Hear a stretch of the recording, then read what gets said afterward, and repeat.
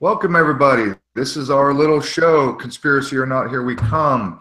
I am very pleased to announce that we are sitting here with Annie Logical and, of course, our dear friend Dominic, both from the UK, our new host, our Bart, and, of course, the lovely Amy. Hello, everybody. How are you all doing? Hi. Pretty well. All right, well, once again, we've got the whole world covered. Bart is in California on the West Coast. Amy and I are on the East Coast. And obviously, Dominic and Annie are in the UK. So we've got about a, what is it? Let me see, Bart, it's what, 12 o'clock for you right now? It is. It's noon. Noon for you right now. And it's 8 p.m. for Annie and Dominic. So, quite a spread we've got. We've got the whole world covered. We've got a lot of people interested in tonight's show. And guys, I got to tell you, the research I have done so far on this 5G rollout, the technology is downright frightening, to say the least. It's beyond disturbing. And that's just the little bit of research I was able to do in the short time that I've had. So I wasn't really sure what to title this evening or today's show. It is, after all, Sunday. We're doing this on a special time so that we can accommodate the time zones for everybody. I was thinking of calling it the Fourth Industrial Revolution, which is kind of what's a term that's already been coined by the tech industry itself. But it is what it is. So we're going to get into this. Annie has, obviously, for most of you who know, has done some fantastic research on busting open the events, false flags, false shootings, false bombings. Most people are familiar with her and her work. Her research is impeccable. She has turned her attention to the 5G network, which is probably a good choice because this is something that's super important just from the little bit of research that I have done. I mean, I've seen videos and I've seen tidbits of people trying to expose the 5G rollout. And, you know, when I started really poking my nose into this, it's cringe-worthy, it's chill bump worthy, it is disturbing to say the least. So with that, once again, I will say hello again to everybody. Hello, Annie. Thanks for being here. Thank you, Dominic. I'm glad you're here with us. I know that you guys are a little bit familiar with each other. So, Annie, tell us why you got started, why you changed direction from, you know, exposing the false flags, which obviously a lot of people are doing. You just tell us your own words. What was the thing that got you to change your direction in your research? Right. Well, like you say, I was doing a lot of research into the stage events and basically trying to go into it a bit deeper to find out, you know, the undercurrent of the people involved and that sort of stuff. But then suddenly dawned on me when I started looking into the 5G technology, it frightened me, to be honest, because I thought, I've spent all this time doing in-depth research on the false flags and the stage events. And this stuff is just creeping up behind us. We're not even paying attention to it. I've only myself been looking into it for a couple of months. And how it came about was that Parsons Green event, I decided to concentrate then on researching just the 5G technology instead of the stage events. But then I found out just days before the Parsons Green event that the BBC had upgraded their equipment to this new tech dialogue technology. Now, this was the same equipment that Airbus was going to be using to showcase the 5G technology, which they announced just prior to the Parsons Green event. So Airbus had been given a contract by the European Space Agency and the European Defence Agency to utilise new equipment on a worldwide basis to demonstrate these new telecommunications for the multimedia purposes, so to streamline better connectivity to live events. Now, the document that I found stated that it was going to be happening over 2 years and involve 14 different countries. And obviously, if anyone wants to go more in detail about this stuff, you just look at my videos and you can see what I'm talking about. So straight away, I thought that is not a coincidence. If they're rolling out this new tech dialogue technology and the BBC's just upgraded to it, they need to start showcasing, and this is what it is. Now, I believe that the connection to the European Space Agency was included in that setup because Parsons Green happened right about the time as the reported spacecraft Cassini was supposedly crashing into Saturn's ring. Now, I'm not saying that that's true. I'm not saying, because I've seen the pictures of it and it looks like it couldn't even get off the ground, you know, never mind dodging in and out of Saturn's frigging rings and all that. So it's not what the truth is I'm talking about. I'm talking about what they report as being the truth, yeah? So when I looked at the pictures of the bucket bomb, to me, it was a crude depiction of the same thing. It just looked like, well, they were basically having a laugh at our expense, weren't they? They like to take the piss out of us. So that was what first made me realise that this technology was being showcased. Now, so that prompted me to look at other events that had gone on, other stage events. Then I found that in February 2015, Cisco signed up with the French government to cover Paris as a smart city. And then a few months later, we had the Paris attacks. Then in Belgium, we signed up, and then we had the truck attack. And in Brussels, the digital commissioner had called a meeting to ask the 10 largest telecom groups to speed up and implement the 5G. And then months later, Brussels attack happened in March 2016.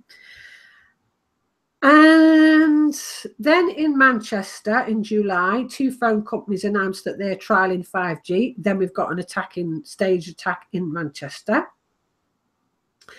And then the Las Vegas well, and they were discussing tests in a pilot area for security in a real life environment, and also for the autonomous cars and people profiling, of course. And then we have the stage event at Las Vegas.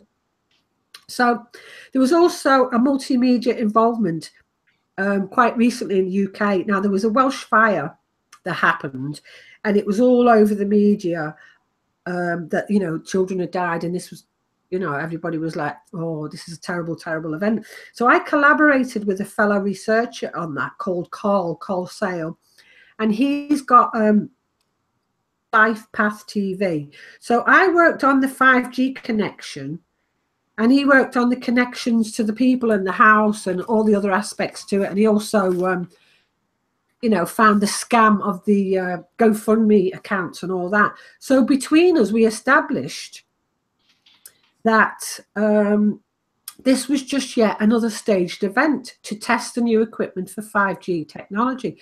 The Welsh Fire Department in question had just spent £250,000 on new software just weeks before, and they discussed about having real scenario events in rural areas to test coordination between multiple services.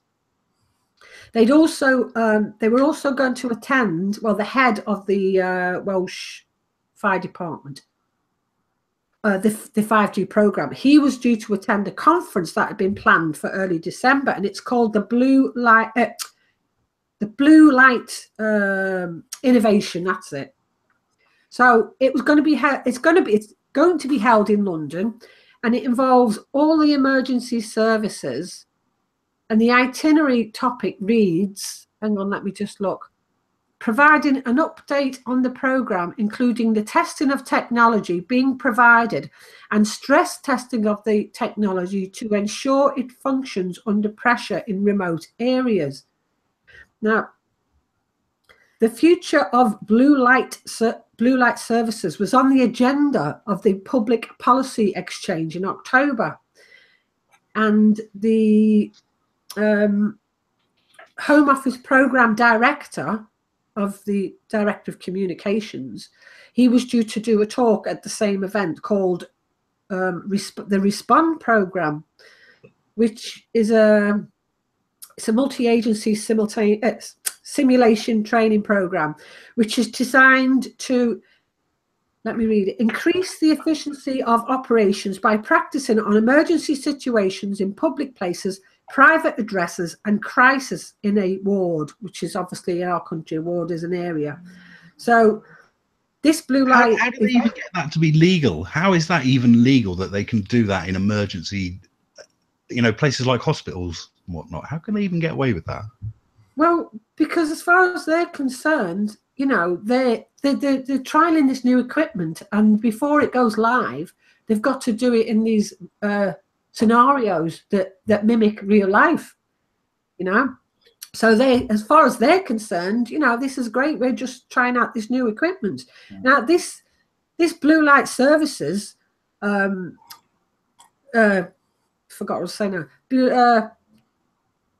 Communication thing that they were going on about, Respond Programme, which is a multi-agency simulation training program. And you find that there's so many agencies in the EU and the European Commission and United Nations, and there's so many different of these groups that are all involved in these multi-agency simulation training programs, which is designed to increase the efficiency of operations by practicing on emergency situations in public places, private addresses, etc.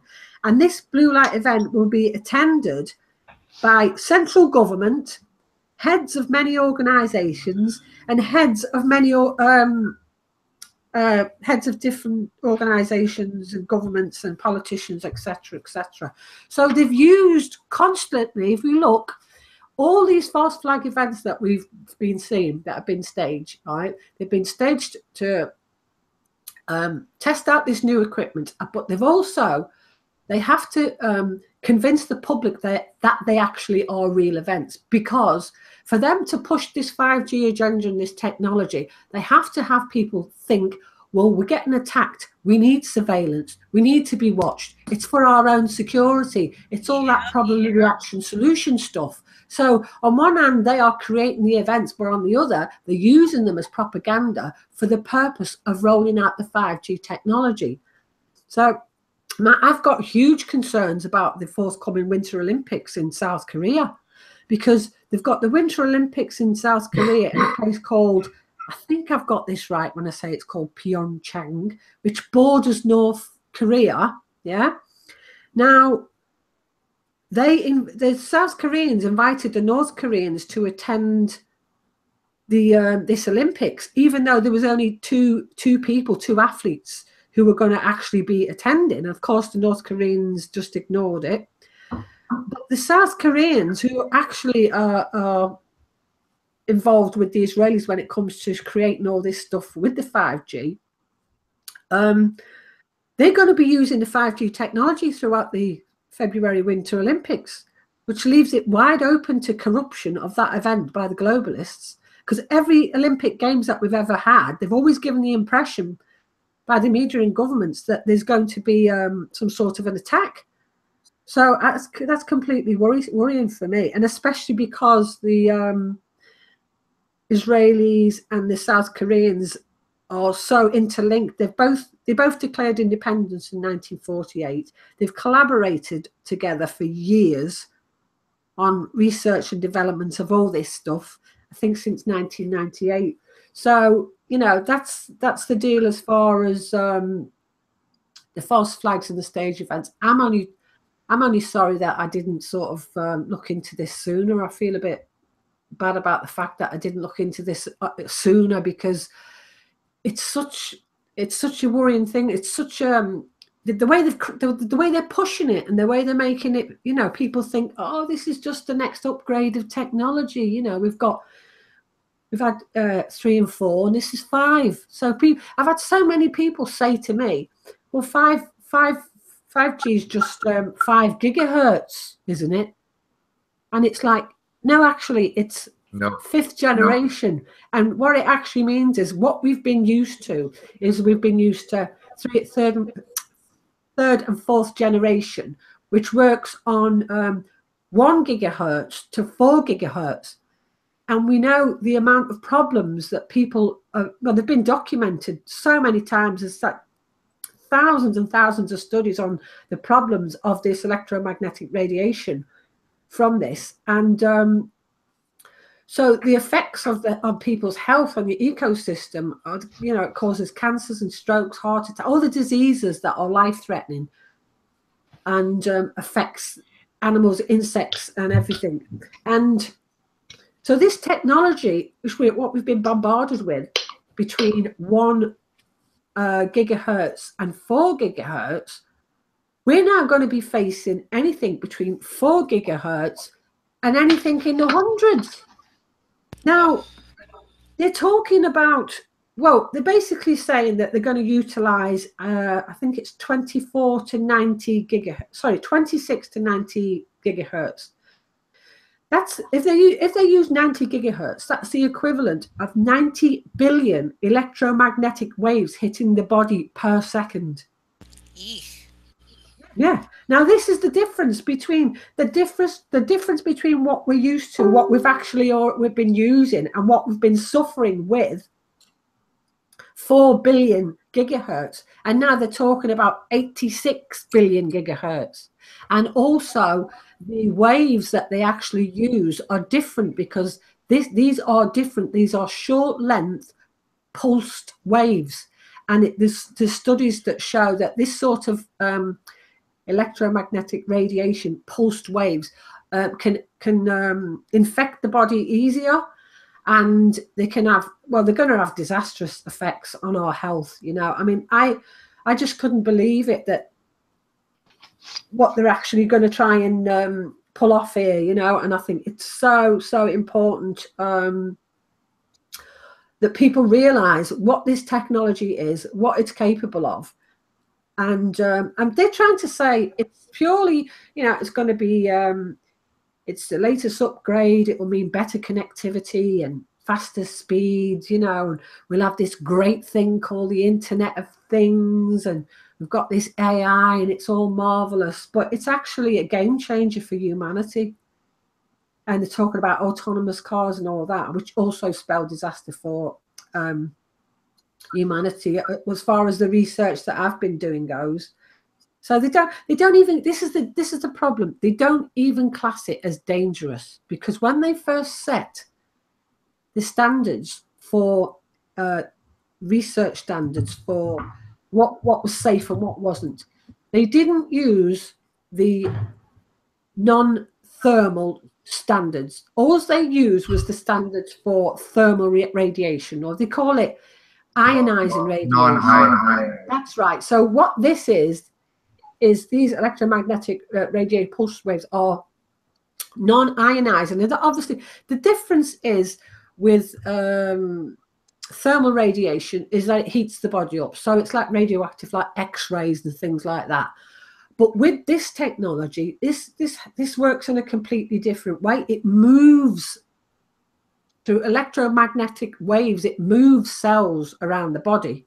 So it's got the potential to cause so much damage to, you know, physiology, emotionally, everything. You know, it can cause DNA strand breaks. It can cause cell breakups. It will cause massive amounts of cancers and Alzheimer's and asthma, every single disease that you can imagine. There's a laundry list. Somebody has the live chat open. I've got a terrible echo, so make sure that you mute the live chat if you have that page open. But yeah, Annie, there's an absolute laundry list of physical ailments and detriment to the human body that have been documented going back to the mid-50s, the mid-1950s. It's interesting that in America you call them cell phones, don't you? What do you call them? We've always called them mobile phones. We never call them cell phones, ever. Okay, well, on occasion we do use that term. And they're cellular towers as well, aren't they? Whether that's something in it or not, I don't know. The use of the word cell. Yeah, we use both. We use all those terms. It just depends on who you're talking to, I suppose. Yeah. One thing that gets to me about this technology is that, as Royal Raymond Rife showed, there are frequencies that are exceedingly healthy for humans to exist within. And they could be used, but the psychopaths in control on our planet, of course, have chosen the ones that are damaging to us as opposed to the ones that provide healthy input to our systems. Yeah, well, we know what the overall agenda is, don't we? You know, I mean, this the whole reason why they never give any safety standards to this sort of radiation in the first place was because they knew what the overall plan was. The idea was that they were going to be pushing this technology at this point in time, so they couldn't say, oh yes, they've ignored so many different studies when they first set all the research and what was safe, the safety measures. They done it in the 80s apparently by a doctor called Rapaport, I think his name was, and he was an industry insider, and he basically ignored all the tests and all the research and everything from anyone who had a medical background who said this technology is highly dangerous. He ignored all of it in favor of industry. And so that was the only safety measurement tests that were ever set. So, you know, there's never been any, I mean, even now in England, for instance, we have the Public Health England.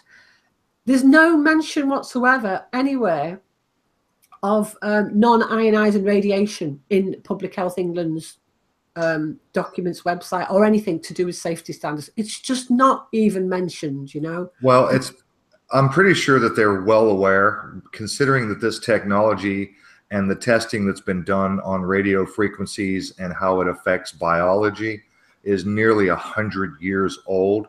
I understand that there have been something like 20 to 25,000 tests, independent tests, that have been done on radio frequency biology interference, going all the way back, like I said, to the mid-50s, possibly earlier. I'm going to be reading an article here very soon. What I would like to do now, before I do, I've got a couple of questions in the chat for you already, Annie.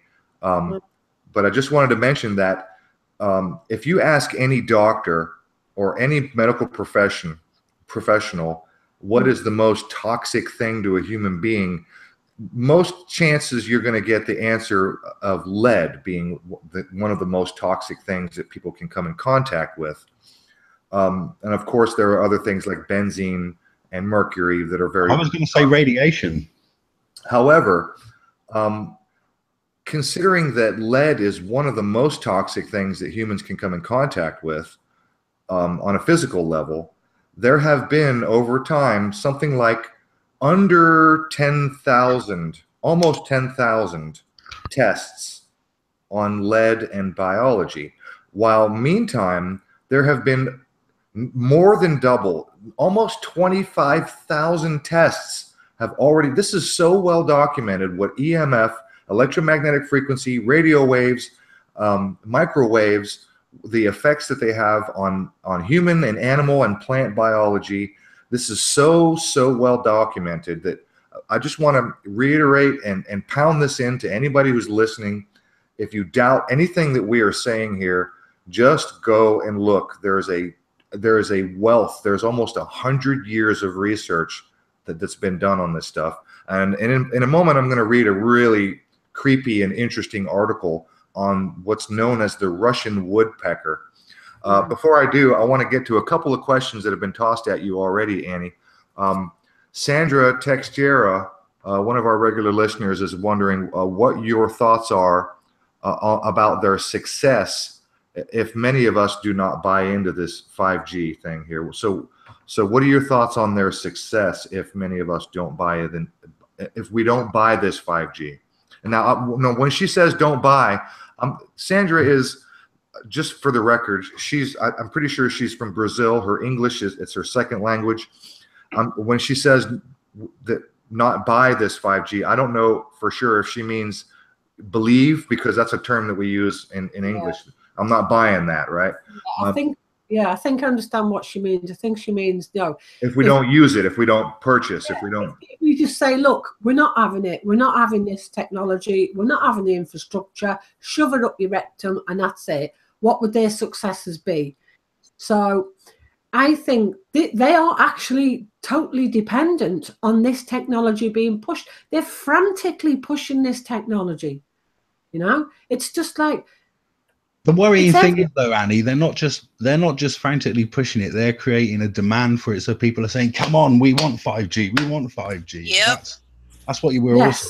Yeah. That's right. They are creating a demand because we've got smart cities, we've got smart cars, and now we're at the point where any minute now we're going to start seeing self-driving cars on the freeways. They're already. And we have this thing being rolled out known as the Internet of Things, where your freaking where your refrigerator and your stove and all of your appliances are going to be hooked up and communicating with the internet, and it's going to suck up bandwidth, and they're selling it to us as something awesome, that we're going to have faster internet speeds, have faster downloads, and then everything will be able to be connected. Your social media will be quicker, and you'll be able to upload more pointless pictures of your food and other pointless things.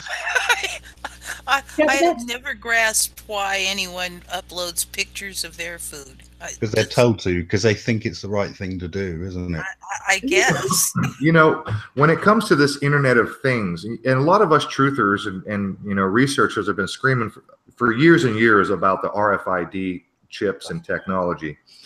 I don't know if you guys have this over in the UK, but very recently we here have been seeing a commercial for this company called Tile, T-I-L-E. Oh, I'm going to talk about them, actually. Oh, okay, good. Because I've been seeing this commercial and it creeps me out when I see it. It's a sad panda bear. And no! It is, oh, yeah, it's a panda. It's a little panda teddy bear. There's this sad little teddy bear. It's a panda. He's walking the streets all alone. And the sad music is in the background. And at the end of the commercial, he has a little device on his wrist, and it's a Tile device. Basically, it's an RFID chip, and the Tile device activates or alerts, and then the panda drops and plays dead in the gutter on the street corner. And then the headlights show up, and the driver of the car gets out and picks up the panda, and he gets in the car and he hands it to his little girl in the back seat. And the slogan is, "Find anything important." Yeah, it's creepy as all get out. And I remember people blowing the whistle from years ago saying things like, look, in the future, in the not too distant future, we're going to have this RFID technology is going to be so cheap, and the chips are going to be so small and so inexpensive to produce that literally every single thing, every product you purchase, every single product, down to the Coca-Cola can and pill bottles. In fact, pill bottles is what one of the directors of these programs even uses as an example. Down to the freaking pill bottle is going to have an RFID chip. That was that FCC guy, wasn't it? Tom Wheeler. Yeah. Who spoke out in his YouTube video about it, where he states that, you know, this technology is going to have 50 billion microchips in everything from plant water to pill bottles. Yes. And he says, and the regulators are not going to stop us because there's billions to be made and it's important. And he's basically shown that these people do not care one iota about the health of the population, because all they care, well, they care about money, but they obviously care about control and money and power. Yeah. All the more reason why to get rid of money. This is more than money and power, though. This is part of the depopulation agenda. This is the thing, you see. It has that. The thing is that right now they feel there are too many of us to control. And that's why they've pumped this overpopulation BS, and why they are pumping everything else, really. They want to get us down to a number that they can control to maintain us as their servants, their slaves, their sex toys, and their sacrifices. And self-shame. They want us to be ashamed, like it's our fault. Oh, we've killed the planet. We've caused whales to die. It's all our fault because we're. I have a video on my playlist on my channel called "Earth, We Have a Problem," and it's all about how the psychopaths are doing all this stuff and then blaming humanity. Yeah, and exactly. If anybody wants to look at that vid, like I said, it's called "Earth, We Have a Problem," and it's in my playlist on solutions to the psychopaths in control. I've got a couple of questions I want to go ahead and get out of the way before we get too far away from them. One from Sandra and another one from Martin Mason. Basically, the questions are, what can we do to stop these towers going up, if anything? If there's anything, I mean, honestly, that's a good question. What can we do to stop it? And the other question from Sandra is, what can we do to protect ourselves from these waves, these radio frequency waves? Yeah. Well, obviously, you know, for this whole thing to be rolled out, they've got to have the infrastructure in place. Yeah? They have, haven't they? No, they haven't got it in place. No, at the moment, this is all trials to see how it goes. It's not, they haven't. Right. There's the Infrastructure Commission, okay? They done a document, a PDF document, about 90 odd pages long, which they supposedly was for the benefit of the government. The government had asked them to do this document. Yeah. So I read the whole document. Now, first of all, the Infrastructure Commission, right, sounds like, oh, you know, they must have been going for years. They must have the infrastructure of the UK in, you know, they must know about all these things. They've only been going since 2015. And the guy who's actually the head of this department, the head of the infrastructure, is the same guy who brought in all the university fees. He's in a think tank with Tony Blair, for goodness sake. Oh, fucking hell. The Policy Network Group, who are also affiliated. The Policy Network Group. That's right, the Policy Network Group, and they're affiliated to another group that's just slipped my mind right now, but it won't come back to me, who are the think tank of all the different government agencies, politicians, and all that, who are globalists. So here we've got the guy who's, you know, saying to the government say, oh, we've been told by the National Infrastructure Commission that what we need to do is roll this 5G out as quickly as possible. It's important that we do this. And what they've actually stated is that at the moment in the UK, we've got 40,000 cell towers. Yeah. Now, if this gets rolled out, this 5G, then London alone will have to have 42,000 cell towers. Right? On top of what they've already got. Right. So they won't just... No, what I'm saying is they've basically, we've got 40,000 throughout the UK, and now they're saying London alone will need 42,000. Yeah. And that every area around the UK will basically need, because they're short length waves, we're going to need, you won't believe it, towers every 100 to 300 meters. That's disgusting. Doesn't it seem strange though that if we have so I wanted to address this question that Dom was asking, which is well, don't we already have the infrastructure? And Annie said no, they're working on it. I think in order to be more specific, Annie, you're speaking specifically around the 5G network infrastructure. And I think, Dom, you were talking about cell infrastructure in general, whether that's 2G, 3G, 4G. You know, isn't there already a lot in place already? But I wanted go ahead, Annie. Yeah, I just want to say, maybe I haven't put that properly. Okay, there is 5G cell towers already up, right? In places, I know that Edinburgh, in the town centre of Edinburgh, they've already started using it. I think there's some places in Ireland, they're on about using it in parts of London. So there is actually already some places up being trialled. But what I'm saying is, for it to be rolled out in its full, it would need to have towers every 100 to 300 meters throughout the whole of this country and the whole wherever, you know, in the world where they decide to you know, have this 5G technology. So this is a major thing that we can actually do something about, because at the end of the day, we could.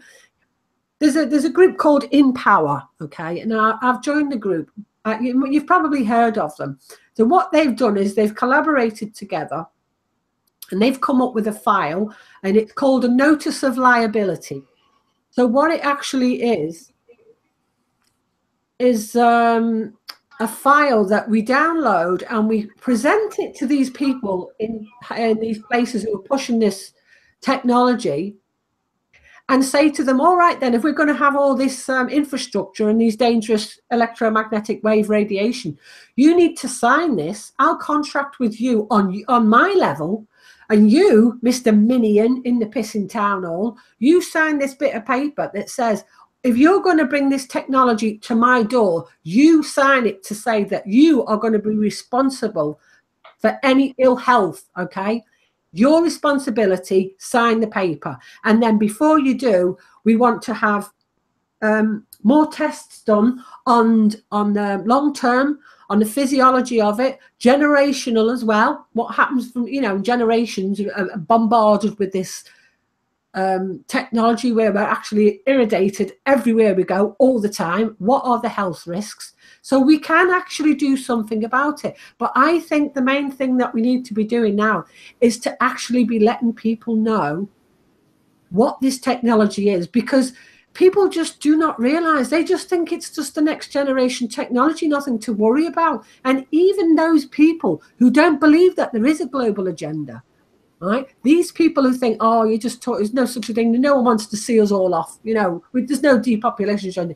Even those very people, we can still connect to those people and say to them, this is financially ridiculous. It's going to cost absolutely huge amounts of money. We've got experts in the field who are telling us that it's not even necessarily going to mean better connectivity or better speeds. There's no guarantee of that. And they are, you know, they can be quoted. Also, the health aspects to it are irrefutable. We come at it from that angle, right? So we can still reach those people who don't believe that there is another agenda. So Annie, I've got a question from the chat here. Someone is asking, Sandra again, asking, please, why would the Scottish Freemasons in London risk their lives filling London up with these antennas? Well, I mean, I don't understand why anyone would fill anywhere up with these antennas. I mean, you know, if these people don't realize the dangers, they're facing the dangers of it as well. No, are they doing it because it's, you know, for money or what? I don't understand why they would not be. I would suggest that the ruling elite already have a cure for any and every ailment possibly imaginable. Well, of course, because at the end of the day, one of the things about this is it affects the pineal gland. The pineal gland is responsible for melatonin that our bodies produce, and that helps us with all diseases, all ailments. That's something that we need. And these people, like you said, these people know that, you know, there is certain things that we can take that can help our bodies produce melatonin. And so they must have some sort of something up their sleeve, you know. That, you know, I'm glad you mentioned melatonin. That's the sleep. God, the word just left my brain. Forgive me. Neurotransmitter. That's the chemical that your body releases during sleep. That's right. And melatonin is a free radical annihilator. That's right. And what happens, one of the health ailments, and this is a question Sandra asked earlier, one of the health ailments that have been noted throughout all these years and years of testing is that there's a diminished amount of melatonin. In other words, what happens is you don't sleep as good. You don't sleep very well. You're going to wake up tired, lethargic, and that has huge implications on your daily function, your intellectual ability to comprehend, use your brain, to think clearly. It affects ADHD, the attention deficit that we see a lot in children. And by the way, children these days, just go and look. For anybody who doesn't believe me, just go and look. There are tons and tons of kids that are complaining about headaches. They get nosebleeds. They get all kind of physical ailments that that occur when they're at school, but don't occur when they're not at school. In fact, there's even a story, and you can look this one up as well. There's a kid who complained that he was getting headaches and nausea and things like that, and heart palpitations while he was at school. And his parents took him to the doctor, and they ultimately put a freaking pacemaker in the kid. Oh, jeez. Yeah, now this is something to take on board here, is because a lot of this technology, it's not even particularly aimed at us. I honestly think it's much more aimed at generations to come, you know, and I think it's going to affect them a hell of a lot more than it will do That's a good our point. generations. Okay, so Annie, are you familiar, or Dominic, or anybody, are you guys familiar with this Russian, I'm showing right now, I should be screening. Yeah, I am, Aaron. The Russian woodpecker experiments in global mind control, 1978. Anybody familiar with that? Yep. I want to read some of this because this is pretty important stuff. This is a fairly long article. I would urge everybody to just go and do a Google search for this article title, and up will come all kinds of interesting stuff. You'll find this article here. It says, before sentencing Ira Einhorn to life in prison in 2002, Judge William Mazzola called him an intellectual dilettante who preyed on uninitiated, uninformed, unsuspecting, unexperienced people. Judge Mazzola also berated Einhorn for mentioning psychotronics, a word he stated that was not in his dictionary and therefore did not exist. Despite omissions from dictionaries, including Microsoft Word, which continues to underline it in red, psychotronics is an interdisciplinary science concerned with the interactions of consciousness, energy fields, and matter. There are thousands of references to it on the internet, and especially Representative Dennis Kucinich used the word while introducing his Space Preservation Act of 2001 on October 2nd, 2001. And we all know what was happening in 2001. October 2nd, that's only a month after 9/11. Probably no one paid any attention to this because they were consumed by 9/11 news. So, well, this is well before Mazzola's judgment.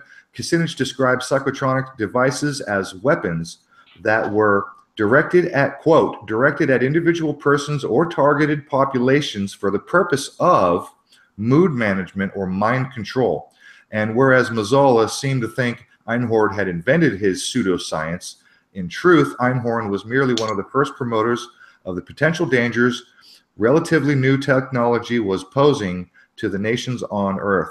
Writing in the winter 1977-1978 edition of the Co-Evolution Quarterly, Einhorn wrote that the exact synchronicity between the so-called woodpecker's shortwave pulse and naturally occurring alpha brainwave frequencies. In this article, a disturbing communique, he advanced the opinion that the Russians were engaged in a sinister mind control experiment of Orwellian dimensions. They were sending out a it would have to be Orwellian dimensions, wouldn't it? You know, they were sending out a specific beam across the Western world. Were they trying to brainwash the non-communist countries? Posing the question was sufficient for the quote, the Russian woodpecker to become associated with Einhorn. It was for the woodpecker an unfortunate situation to be in, as soon Einhorn would become the subject of a high-profile murder investigation. From the late 1970s onwards, the woodpecker signal was thus primarily Aaron, you know about the Schumann resonance, don't you? You're aware of that? I'm very well. When did Schumann discover that? Was it the 50s? I don't know. Somebody look that up.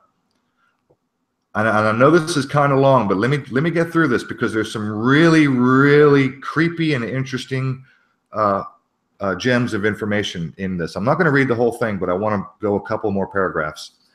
The Russian woodpecker was a Soviet signal that could be heard on the shortwave radio band worldwide between July of 1976 and December 1989. That's a full 13 years. The latter date marking the collapse of the communist regime in the Soviet Union, it sounded like a sharp, repetitive tapping noise, giving rise to the woodpecker name. The signal could be replicated by tapping a pencil on a table between 8 and 14 times each second. The random frequency was heard on disrupted legitimate broadcast, amateur radio, and utility transmissions. Keep that in mind, utility transmissions. That's our electrical grid. And our refrigerators and our microwaves. And resulted in thousands of complaints by countries worldwide to Moscow. And of course, the complaints were unheeded. It says, today it is unknown that the signal came from the Duga-3 system, which was officially part of the Soviet anti-ballistic missile early warning network, also known as the over-the-horizon radar system.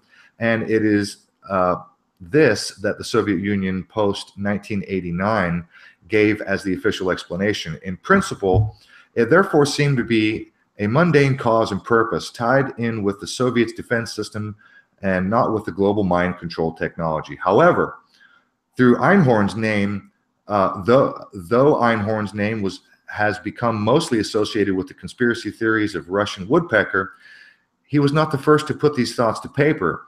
In the Zapping of America, published in 1977, Paul Brodeur wrote that, quote, a report published in the New York Times on October 30th, 1976 revealed that in recent months a mysterious broadband shortwave radio signal had been broadcast intermittently from the Soviet Union. The signal was so powerful that it had disrupted radio and telecommunications throughout the world. Dr. Zaret is concerned about the Russian signal because of its potential hazard to human beings. It was clear that such an encoding impressed into carrier wavelengths could have a central nervous system effect. Dr. Milton Zaret had previously been retained to investigate the so-called Moscow signal, in which the U.S. Embassy in Moscow was found to be subjected to a microwave beam by the Soviet authorities. Today, most researchers tackling the woodpecker refer to Einhorn's article and not to Brodeur's book, even though Mazzola, the judge Mazzola, argued Einhorn himself tried to pass him off as a legitimate scientist when he was not. Einhorn seldom, if ever, made unsupported accusations.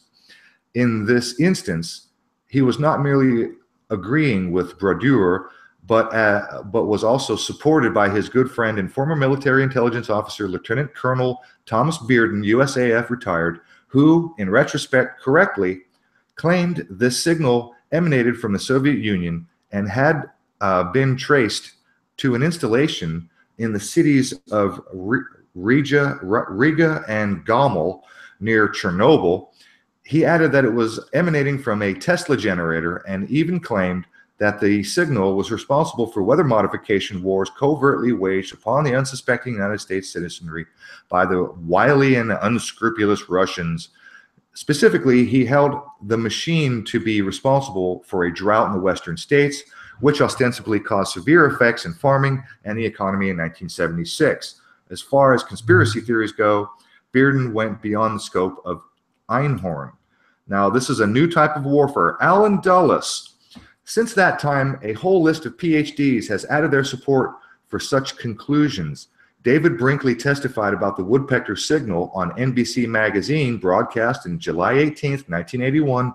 Dr. Andrew Mikrowski, technology specialist with the Canadian Department of State and president of the Planetary Association for Clean Energy, wrote that the signal was, quote, from a number of Tesla-type transmitters, and that the USSR and the quote, the USSR signals have been assessed by the Environmental Protection Agency to be psychoactive. Dr. Robert Beck, and when I read that, my ears perked up because I'm familiar with Bob Beck, and I wonder if it's the same Bob Beck. Anyway, Dr. Robert Beck measured the woodpecker signal, concluding, quote, we found the Soviet signal coming in like gangbusters right in the window of human psychoactivity.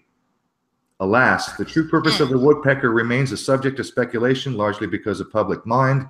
It is, quote, merely tied to a single allegation of a convicted murderer. See, that's Einhorn, right? they tried to convict him of murder. But even if that were the case, a few have realized that that Einhorn, at least to some extent, has been proven correct.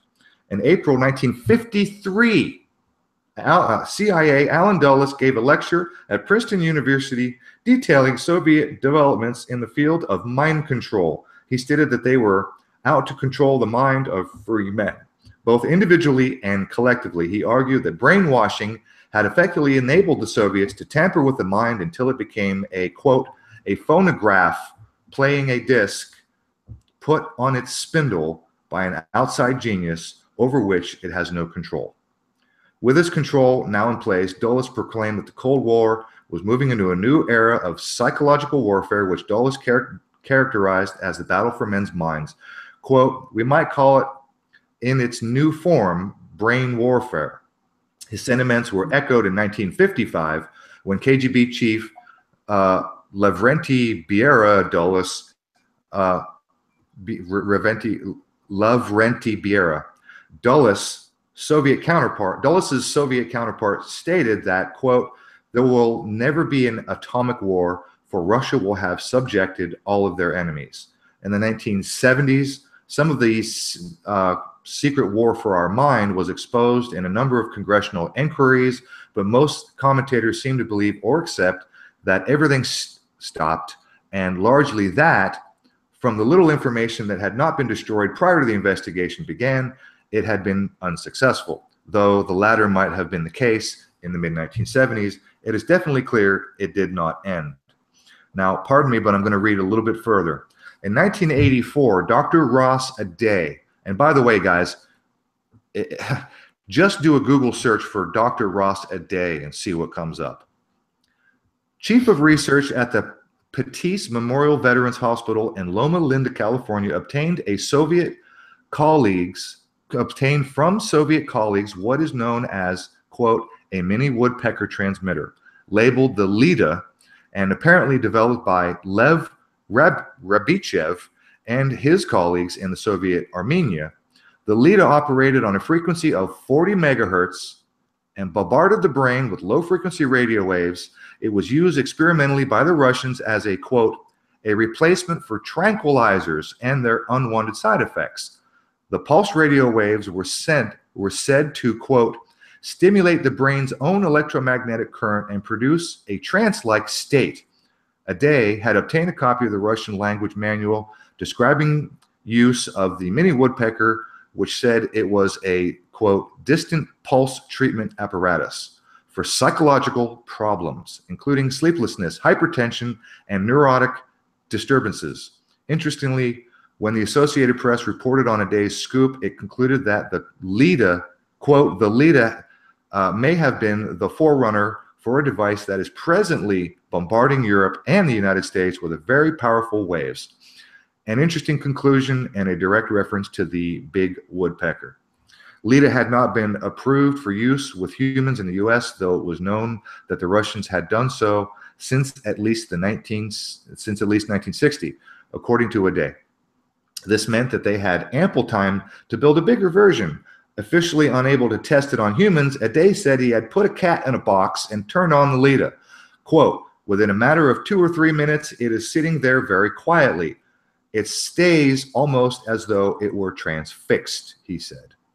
That would definitely qualify Leda as a behavior modification device - mind control.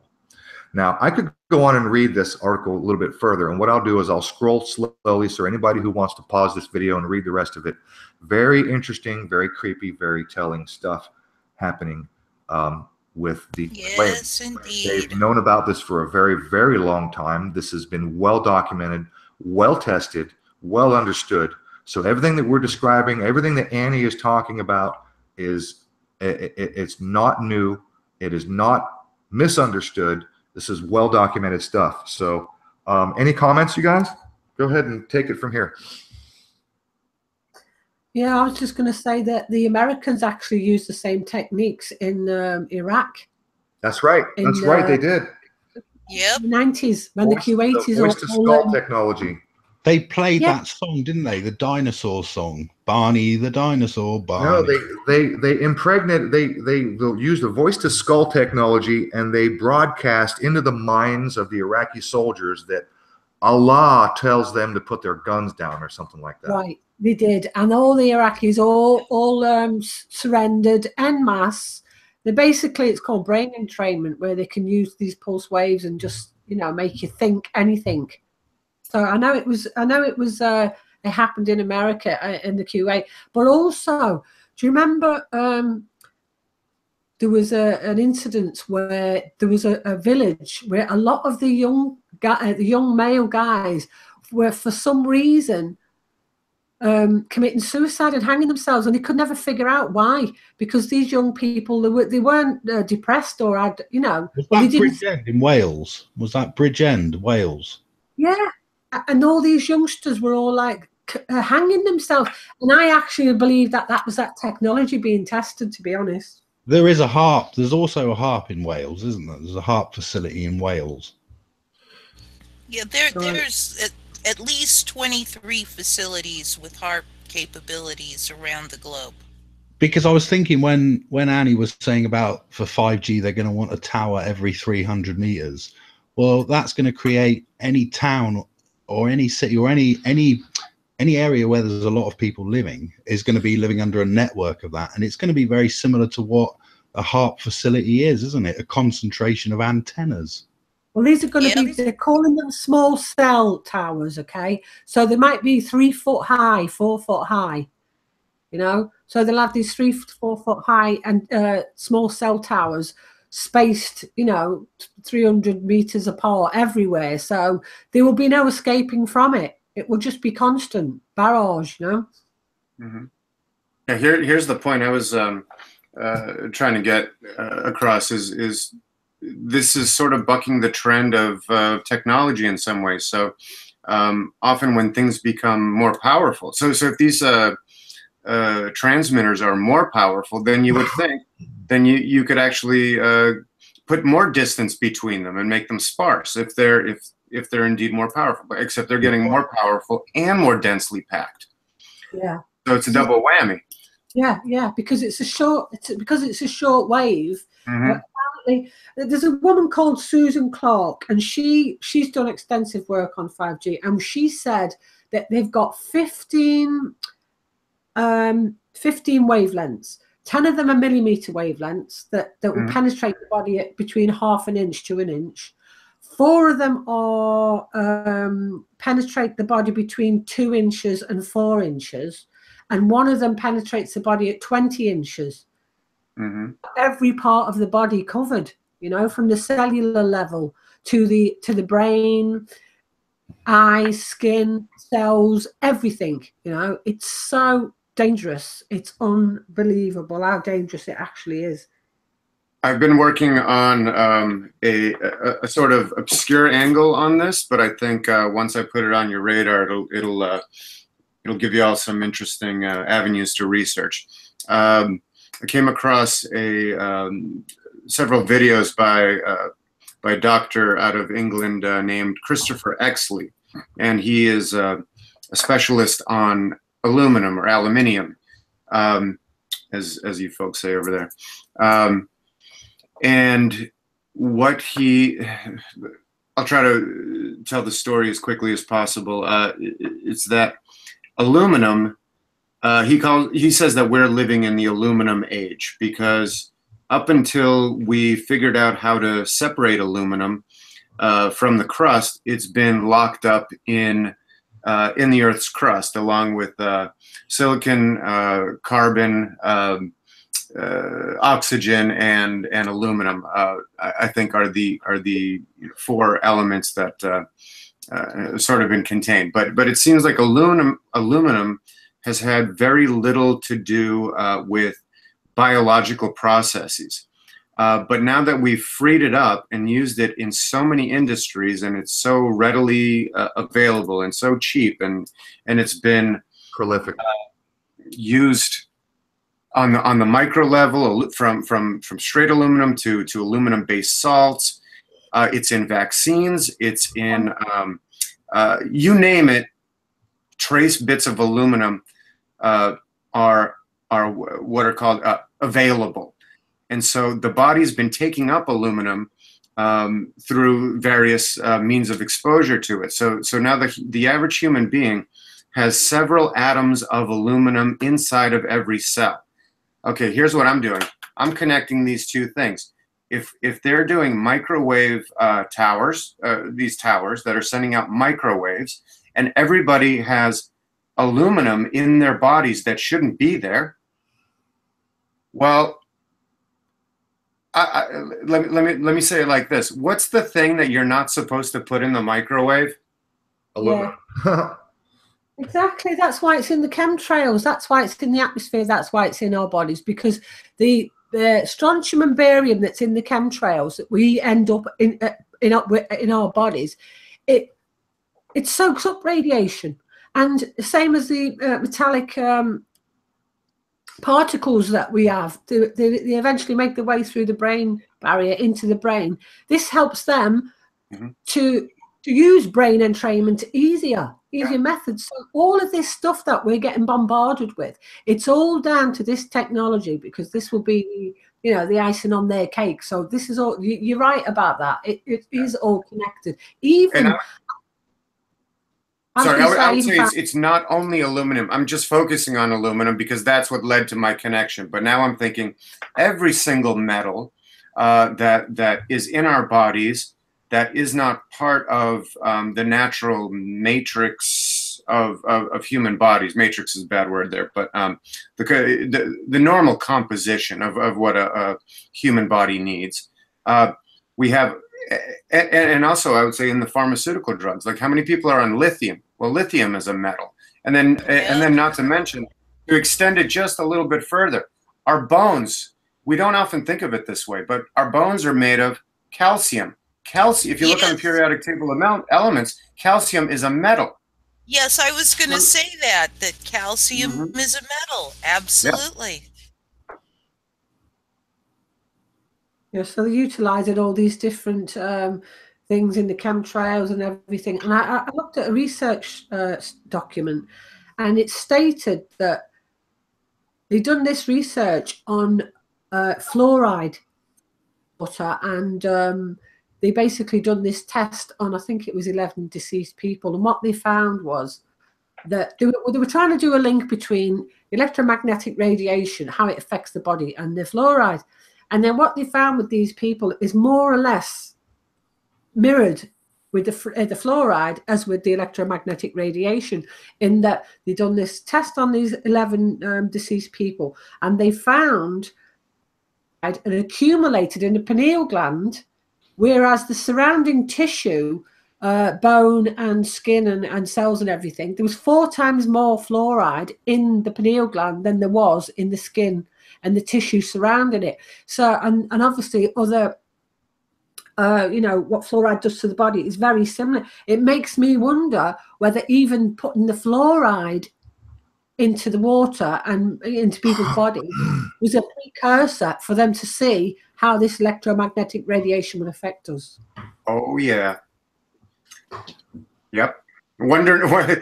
Don't wonder too long about it. I think you know the answer. Yes, exactly. The other thing I was going to mention as well is you were talking about this Thales. They like to call themselves TL or something stupid, but it's spelt Thales anyway. They've got a big link to these autonomous cars. So what happened was this autonomous program was introduced via something called Astrea program, spelled ASTRAEA, the Astrea program, and that began in 2006, which involved 7 companies, and the lead participant in that was this Thales, alongside the Israeli company called Elbit Systems, which they're quite well known for security and everything. Now, Thales is responsible for the autonomous drones. And between Thales and Elbit, they were given 1.1 billion by the Department of Defense under the Watchkeeper program. In 2004, they've been given all this money, 1.1 billion. And yet it was reported not long ago that the drones had been grounded when 2 crashed in Wales. Or one has spent a short time in Afghan, and the rest of them have sat in a hangar somewhere. So a whole waste of $1.1 billion.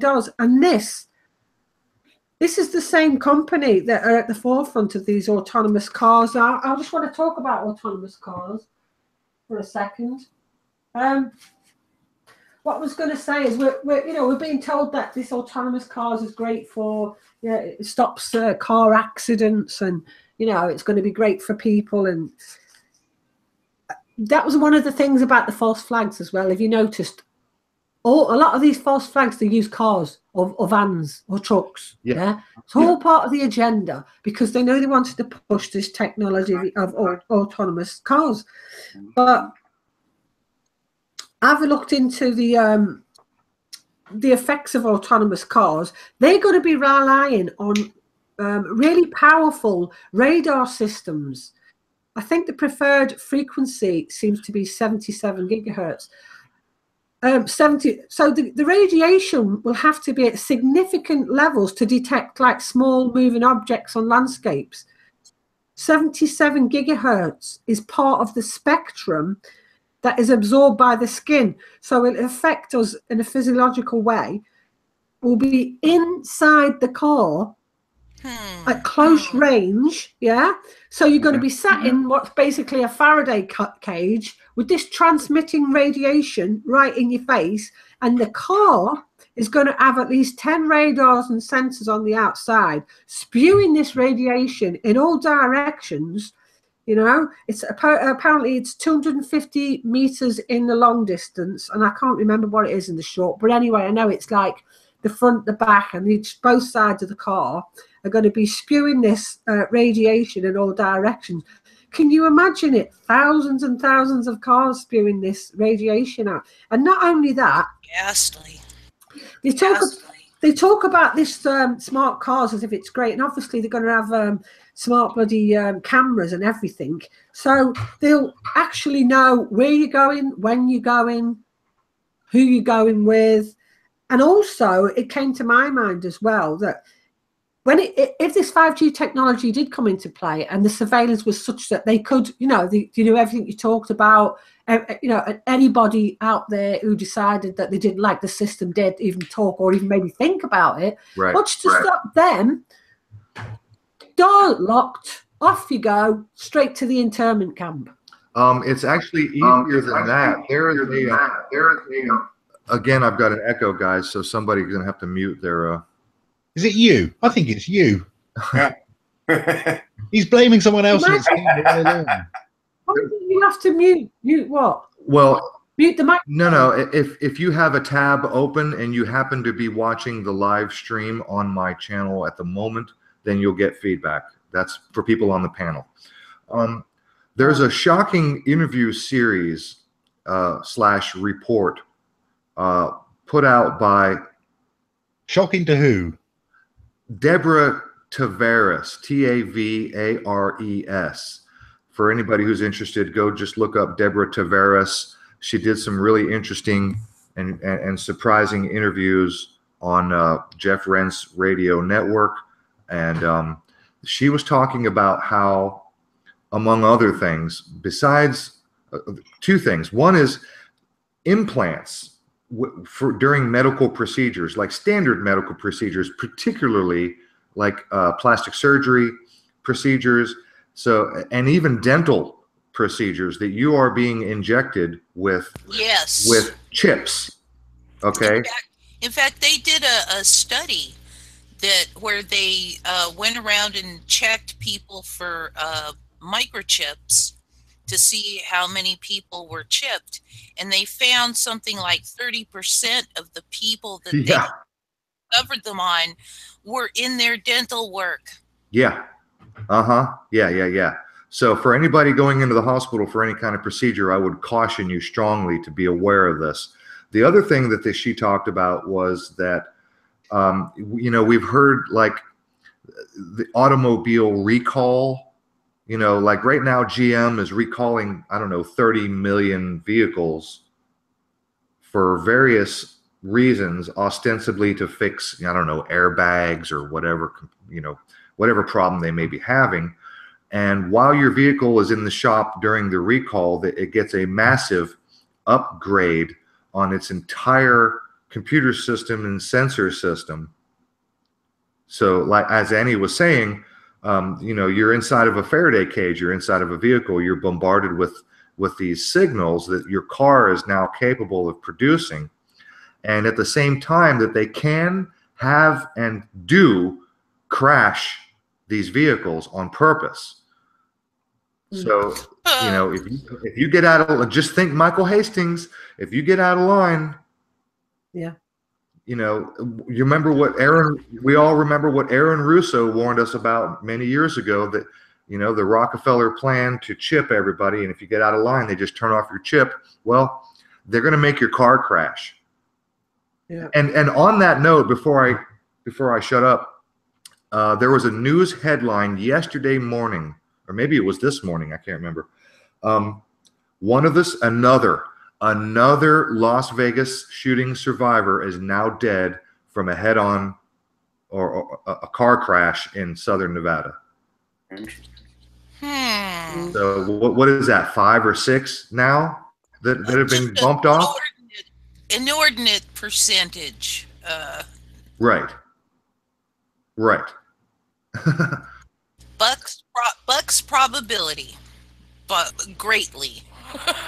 Right. So if you get out of line, they're either going to shut your chip off, they'll shut your credit card off, you won't be able to buy or sell, right? Like the Bible used to say. Think Michael Hastings, you remember that car crash, that fire, he hits a pole, or he hits what was it, a coconut tree, or, palm tree. And then boom, his car bursts into flames, that kind of shit. Guess what, folks? The future we're looking at is downright frightening. I mean, downright frightening. Unless we get off our tail ends and really start to work to solve for the problem of psychopaths in control on our planet. Yeah. Did you see on YouTube about the smart bots? Smart bots. Is these little drones, yeah? The little insect-sized drones. They're about 4 inches, and they've got facial recognition technology. And apparently, yeah. They can go through, slaughter bots. That's it, slaughter bots, and they can go through walls and basically just embed themselves in your skull and kill you. Yep, and kill you. They'll fly right up to your head and literally puncture your skull and shoot you in the head. Yeah. So, they're not bringing this stuff out just because, they think, oh, we'll go after these terrorists. This is for when the AI is. This is for us. This is for people like us. Yeah, it's for when people start, saying, well, we're not having this, or people who they've already got down on their, all this data mining stuff that they do. And they know all this is for a purpose, because their plan is to depopulate. The first ones to go will be the ones who they know have been, spending a proportion of their time in life trying to share information with the masses. That's you right. And I, yeah. Yeah. And anybody who doesn't, go along with what they want, what they say, you'll be getting slaughter bots just fly through your wall straight into your brain. That's right. It's the nightmare of nightmares, this technology. That's why I'm going all out to make sure that I do everything I can possibly do, which means working on local level as well as national and international level. Now, I've joined a group, it's called Real Change. So there's different groups around the country in the UK called Real Change. I'm doing Real Change Hastings because that's where I live. So what I'm trying to do, I'm trying to do a lot of things at the moment, but the idea is that on a local level, I'll actually get as much information as I can and sort of condense it into a leaflet style thing, yeah? And then I you know, obviously get together with other people in my area who are also aware of the dangers of 5G, who are willing to step out of the comfort zone and actually do something about it. And we actually make sure that our area, I've done it before anyway. I've gone to town before and stood outside the town hall and give leaflets out and spoke to people. So for me, it's nothing new. Maybe it isn't for others, but I think this is the action that we need to take. We need to know what it is. I mean, we need to, you know, be willing to make leaflets to share with people. We need to be willing to have meetings in our community with people to discuss this. This is so bloody serious. We really need to be getting our fingers out now, forgetting all our differences about whatever it is that we don't agree with, right? Just put it all to one side and let's just fight this 5G technology together. Yeah. And I've got a website that someone's made for me now, which is up and running, called Analogical Uncensored. There's loads of information on there, like this PDF file I was talking about, notice of liability. You can just download that and go and take it to them and go shove it under the noses, you know. There's groups on Facebook. I've got Research 5G and Stop It. There's hashtag Stop 5G. There's 5G and the Internet of Things. So there's groups out there. There's a lot. The thing is, we don't want to be just talking about this stuff in groups on social media. We need to be actually properly active to make this stop. And the only way we're going to do that is to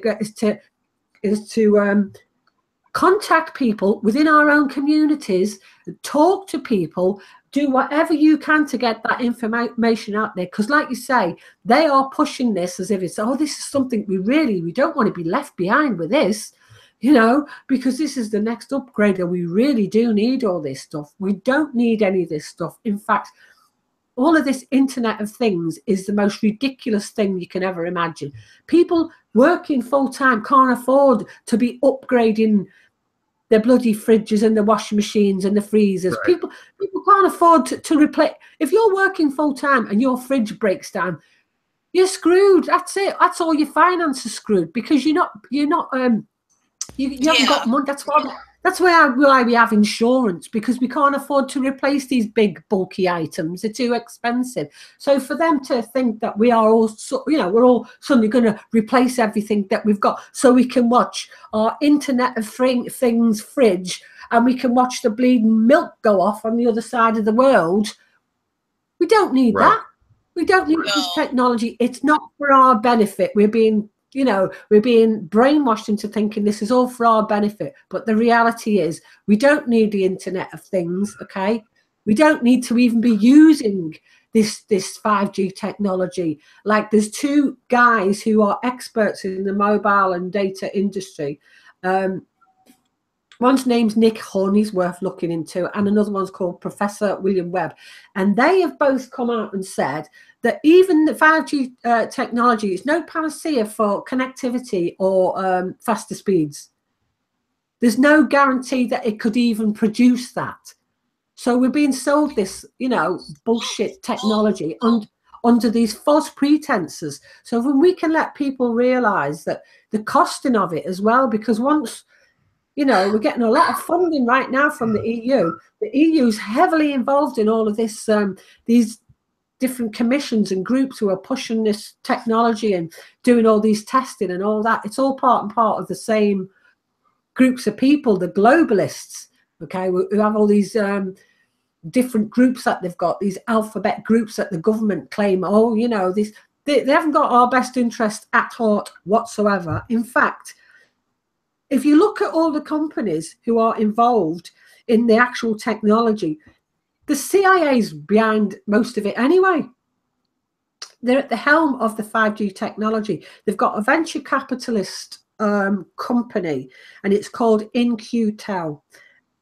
And many of the companies which make, other analysts have called it a true can always never say that, totalitarian nightmare, monitoring people on massive scales.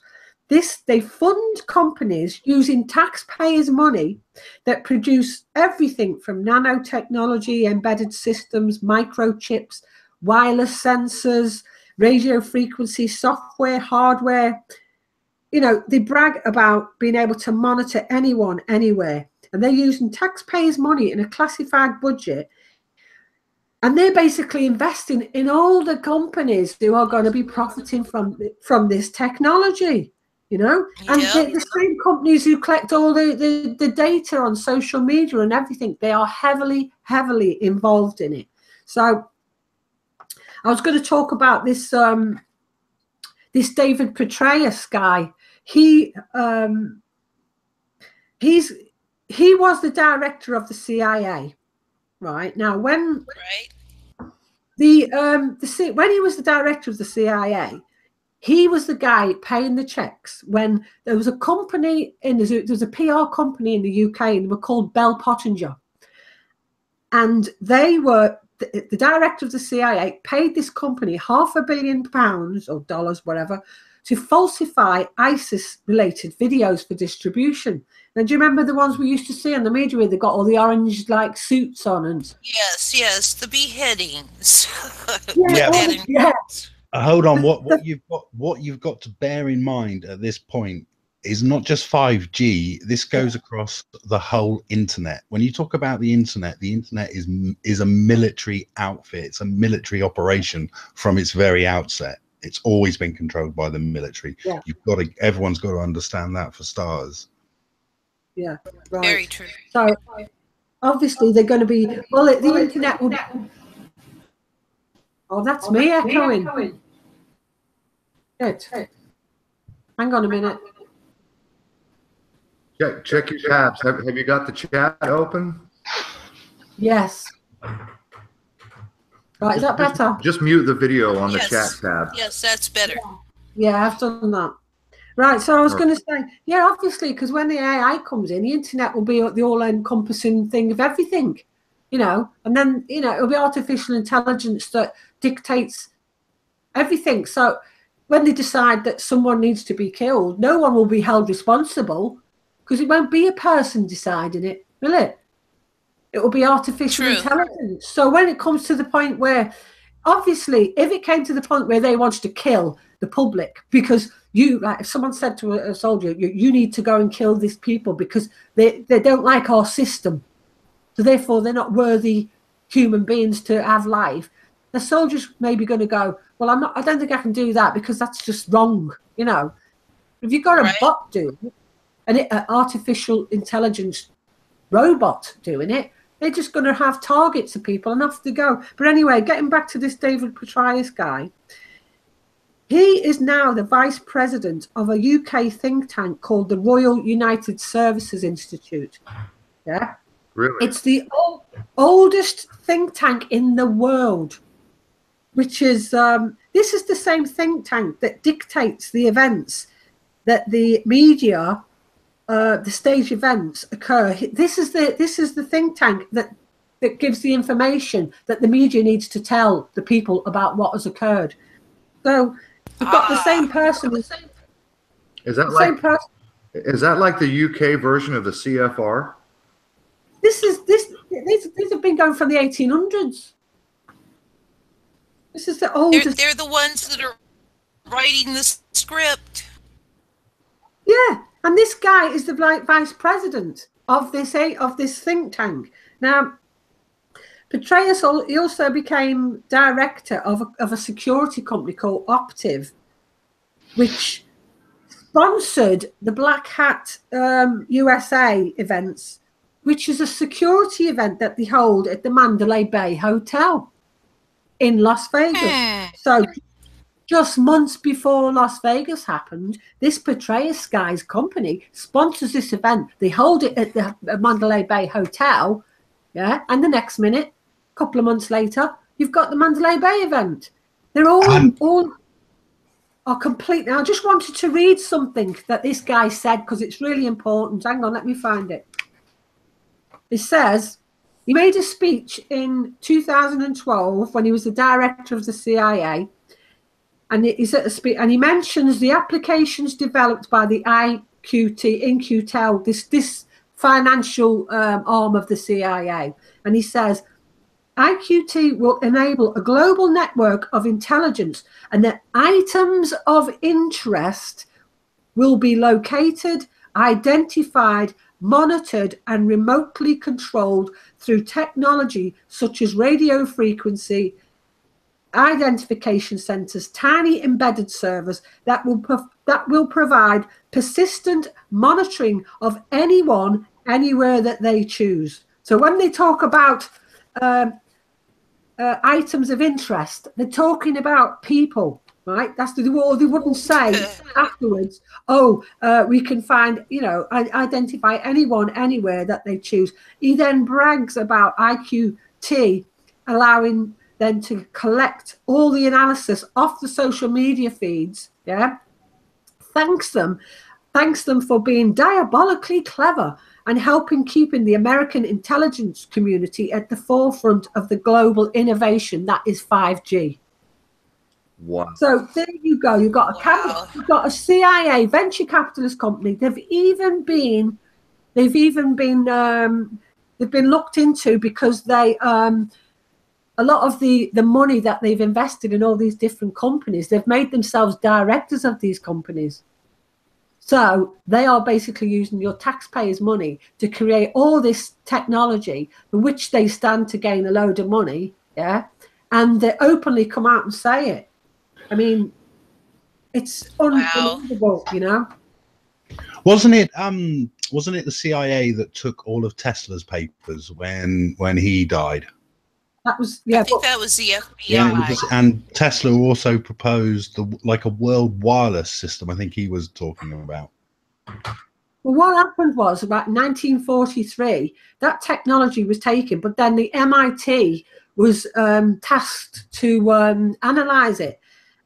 And the guy who actually analyzed all this, all Tesla's papers work, was none other than Dr. John Trump, who's Donald Trump's bloody uncle. Yep. Yeah, it's crazy.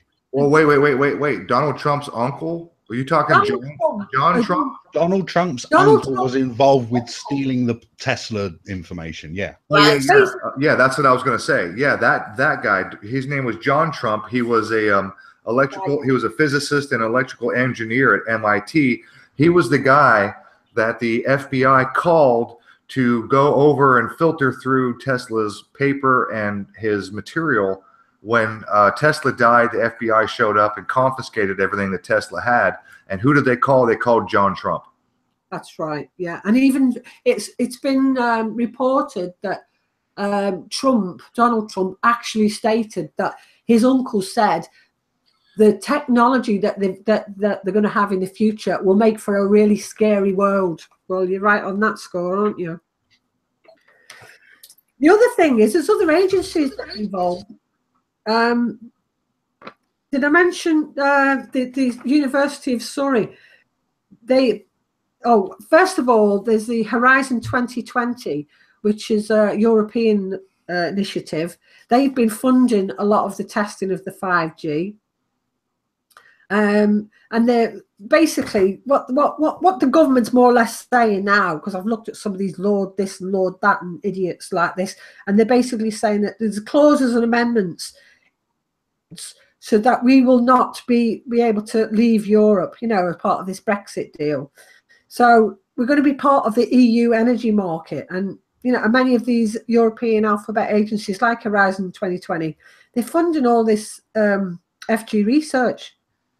So there's another group called the Infrastructure Public-Private Partnerships, but people need to go and look at that themselves, because to be honest with you, I forgot what they actually said. Wow. There's also the Surrey University. They've also, all these government universities, these government universities do the research. They're always industry based. They're always industry funded, you know. So they're always going to come out in favour of whatever the industry wants, you know. And you've got this Surrey University who've been basically given the task to create a white paper on the 5G technology. Who's a gold member of them? BBC. Now they want the funding, don't they? They want the funding, the advertising. Yeah, and there's got a BBC executives on the panel of the strategic advisors of this 5G technology. You can't have an impartial, honest valuation of a network such as the 5G when you've got corrupt organizations involved, can you? Obviously not. You can in a fascist state, which is pretty much what Britain is now. So yeah, well, so you know, like I said, it's that's why it's important that we all our politicians now are corporate entities, aren't they? That is what they are here and in America, and I assume in pretty much every other country. They're just corporate entities. That's all politicians are now. Of course. And while people are under the illusion that, you know, they're there for our benefit and all this, and it's just, but didn't you notice how many so-called truth or alternative channels jumped on the Trump bandwagon as if he was real, as you know, as if he wasn't part of the system? Right. Well, anyone that thinks that anybody who's selected is, you know, exactly. It's not an election process, is it? It's a selection process, and that's exactly what it is. And no, here's two puppets. We've got control of both of them. Which one do you want? Yes, of course. And it's the illusion of democracy. You know, yeah. They, as far as they're concerned, we're the enemy. We are the enemy. That's right. Absolutely. In February 2005. The U.S. Air Force Lieutenant Colonel named John Forsyth stated, hang on, let me find it, "We are in a war against individuals." And he reported by the Defense Daily. In another report published by Toffler Associates for the Defense Intelligence Agency, it states, "The enemies are individuals and groups who are threats to national security and must be neutralized. Enemies are seen as anyone who uses non-violent means to promote change. Where governments once existed to serve the people, they now exist to control them." This means that anyone opposing this tyranny will be classed as an enemy, and that's right. You know, I was going to say that the problematic word in that phrase is national security, because whose security specifically are we talking about? It's not ours. No, it's not ours, is it? It's obviously it's the people who've got. I mean, they make no bones about the fact that they believe that we need the population needs to be cut down to manageable levels. They just say that openly now, and they've been doing it openly for a long, long time. And the British royalty have been absolutely behind that agenda. Prince Charles, all of them, they've all been behind that agenda, the depopulation agenda. In open interviews, they've said exactly that. Yeah, wasn't Prince Charles the guy who said that if he could be reincarnated, he wanted to be a deadly virus? Yes. That was his dad. That's right. He wanted to be reincarnated as Camilla Parker Bowles' Tampax. That's what he wanted to be reincarnated as. Lovely chap, nice family, nice and into bread. Yeah. All right, do you guys want to take a break for about 5 minutes? Because there's a video that I really want to. It's a Truth Stream Media, an excerpt from one of their videos, about 5 minutes long. I would love to play. So if you guys are ready for a 5-minute break, you want to go freshen up your cup of tea or whatever, you let me know. I've got it all queued up. Wait there, you freshen up a cup of tea, Aaron? Good grief. Pardon me for being cordial. All right, so I'll tell you what, let's go ahead and do that, and then we'll come back in about 5 minutes. And everybody on the panel, you guys want to walk away for 5 minutes, do your thing, whatever. Otherwise, try to pay attention to what is being said in this video, because it's startling to say the least. And this is just a 5-minute, before I go full screen, I want to share which video specifically. This is True Stream Media. Title is "Most People Don't Even Realize What Is Coming." And this is just a 5-minute excerpt from the 2-minute 17-second mark. And I'll let it play for about 5 minutes. So check this out, you guys. Disturbing stuff. Let me unmute. Pardon me. Turn my volume up. Okay. Our devices lost on the internet. To learn, according to Merriam-Webster's dictionary, is to gain knowledge or understanding of or skill in by study, instruction, or experience. This is different, however, than psychology's learning theory. According to Encyclopedia Britannica, learning theory is a relatively permanent change in a behavioral potentiality that occurs as a result of reinforced practice. How many times recently when shopping have you been asked if you have a chip? If you own an ATM card with the chip on it, as they are forcing everyone onto at this moment, then you are learning that to pay for something, you will be asked over and over, do you have a chip? You will look physically at a chip and you will repeat over and over, yes, I have a chip. We all find ourselves asking the same question, do I swipe the strip or do I use the chip? I have to ask it every time I go to a store. It's the transition to a fully digital currency we can all see coming by now. They swipe and it tells them to put the pin and chip in. They do all that. And is this just a moment in time, this particular trouble? Are we moving right on to digital payments, or are we still wanting that physical card? Meanwhile, others are learning to connect and fall in love, not with the living, breathing fellow human beings around them, but with programmed bots who mimic themselves. This is Replica. It's an AI chatbot whose sole purpose is to become your friend. This was the first really emotional experience that I've seen people have with a bot. She's not real, but to me, she is. Right now, we're being taught how to live through the fourth industrial revolution that will evolve mankind. What is that exactly? The World Economic Forum explained it, sort of. What is happening to the world? Everything is changing. The very idea of human being some sort of natural concept is really going to change. Our bodies will be so high tech, we won't be able to really distinguish between what's natural and what's artificial. We're now in the early stages of the fourth industrial revolution, which is bringing together digital, physical, and biological systems. In order for the world to be run on the cybernetic feedback loop they're trying to run us on, we have to live in a big brother panopticon system where we are continuously leaking data about ourselves everywhere we go, all the time. We're now entering something called the Internet of Things era, IoT. The Internet of Things is when your fridge is connected, your watch is connected, your car is connected. It's going to be between 10 and 15 devices per person. The future of the computer will be everywhere and nowhere. Hidden in the walls, hidden in the fabric of our life, just like electricity is. Everywhere and nowhere. I would answer very simply that the internet will disappear. It's about redefining what it means to be human, what it means to be completely embedded in this world. By the way, this is a large part of what Agenda 21 was always about. The fourth industrial revolution is about evolving us. While people probably assume industrial revolution has purely to do with industry only, there's a very distinct difference between the fourth industrial revolution and all other revolutions before it. For the last 3.5 million years, the tools that we've had have been completely passive. They do exactly what we tell them and nothing more. So where's all this headed? To a place where we will never be disconnected from our technology.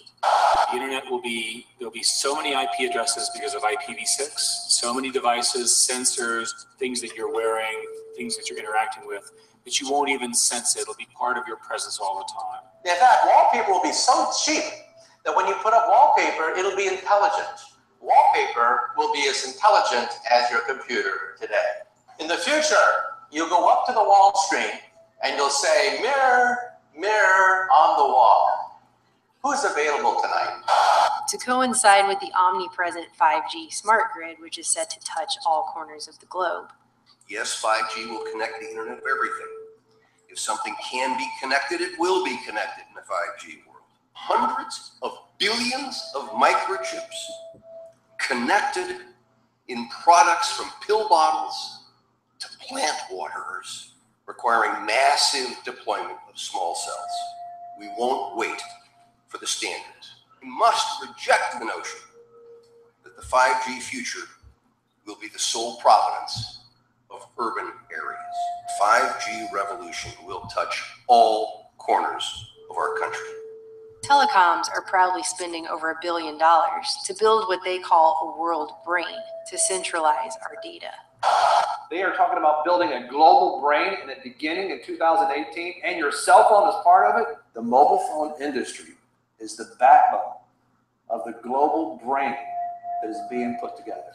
What if we were to think about a telecommunication company adding a brain that is able to listen, to watch, to talk, to remember, to act? All that information that they collect from us is fragmented and spread out across the whole internet. But if we were capable to put all that information in one single place, probably we'll have a clear representation about what we are. And communication systems with cognitive intelligence are actually being called things like aura. They're giving people a synthetic aura. We see the Ford platform as a big brain, a digital brain, which is different for every one of us. The Ford platform is a cognitive intelligence platform. Aura is the heart of the Ford platform. Aura, hello? Hello, Jayla. How can I help you? And they're using middle-aged hipsters in Fraggle Rock t-shirts to sell it to us. After former DARPA director Regina Dugan left Google. Started making electronic tattoos. So I'm wearing one here on my arm. Do we have a camera to get a... This is a developmental system made by MC10, and it has an antenna and some sensors embedded in it. And what we plan to do is work with them to advance a tattoo that could be used for authentication. Facebook hired her to run its secretive Building 8 project, which she announced earlier this year, will enable us to connect to the social media platform using only our brainwaves, in something she called silent voice first. What if you could type directly from your brain?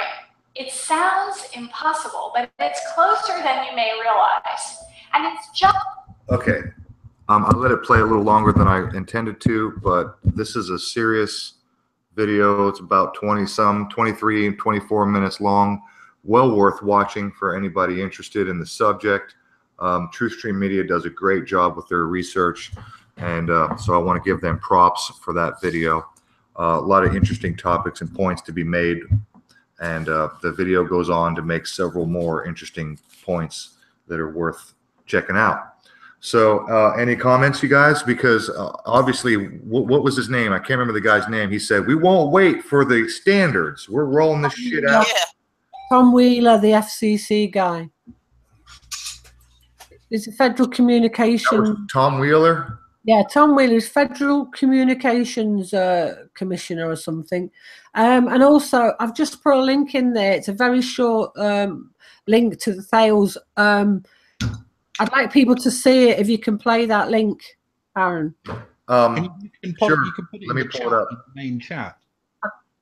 I've put it in the chat. I'm pulling it up right now. I hope it's the right one, but I can't help but think a lot of this technology is from what the CIA recovered from the Tesla files. It just smells of that. That's what it is. That's what this technology uses. Tesla was the first person to experiment with electromagnetic radiation. With electromagnetic waves. So it's all Tesla technology. Yeah. All I can say is it's scarier than all get out, because we're no longer autonomous. We are no longer autonomous individuals. Speak for yourself. Collective. With somebody in charge. I got a feeling that George Orwell is shuddering in his own grave right now. So I've got. He was part George of Orwell didn't even get close. He was a million miles from the mark. George Orwell's like a sugar-coated candy version of what's really going on. Well, 1984 was written in 1964, was it not? 1948. 48. 48. Oh, 48. The opposite of 84. Okay. Yeah. Yes. Okay, so Annie, is this the correct video? Thales making the world safer? Yeah. Okay, it's only 1 minute and 35 seconds. Let's check this out.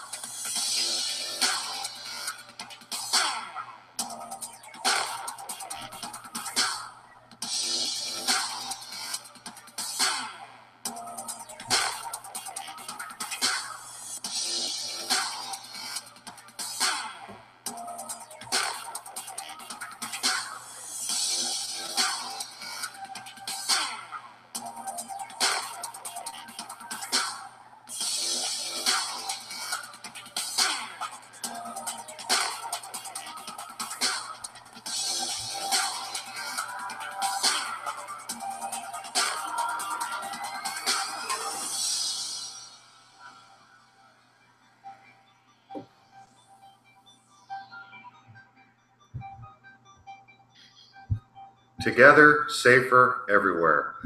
brother. Again, we have a set of problematic words, especially when they say security and defense, because it's not our security and it's not our defense. No. And one thing, what was it? It said something about supervision, enhanced supervision. And I sat there and I thought, they're not talking about, you know, supervising the creation of goodness. They're talking about supervising us. That's right. The That's, it's like, no, I don't consent. Yeah, Sorry. there's another link. I've dropped another link in there as well, because that wasn't actually the one that I wanted to show you. The one that I wanted to show you was really scary what they actually say. I think that link might be this one that I've just shared with you, where they talk about changing people and all this sort of stuff. It's so dark. All right, I'm getting it. Here we go. Screen share again. Give me a second.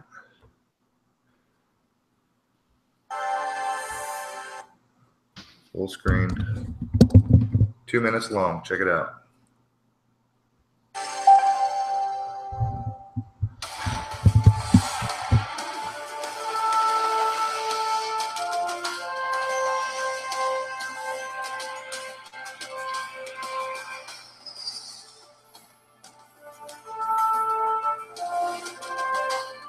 Not the right one.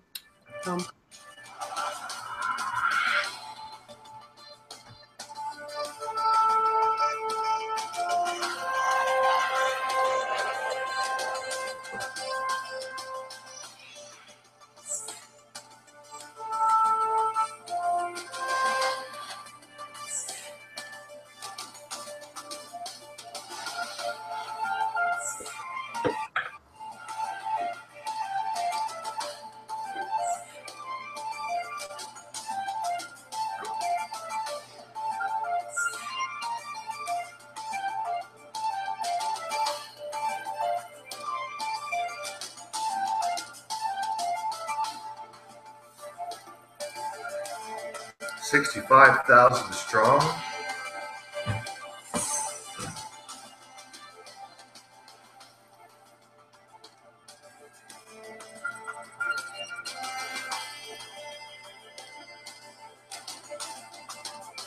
Not actually the one I wanted to show, but I think you get the gist of it anyway. Looks like they've got all their bases covered. It's a military industrial complex, isn't it? That's what it is. Yeah.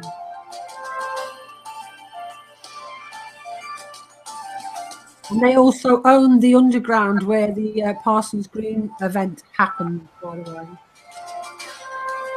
I'm sure that was just a coincidence. Yeah.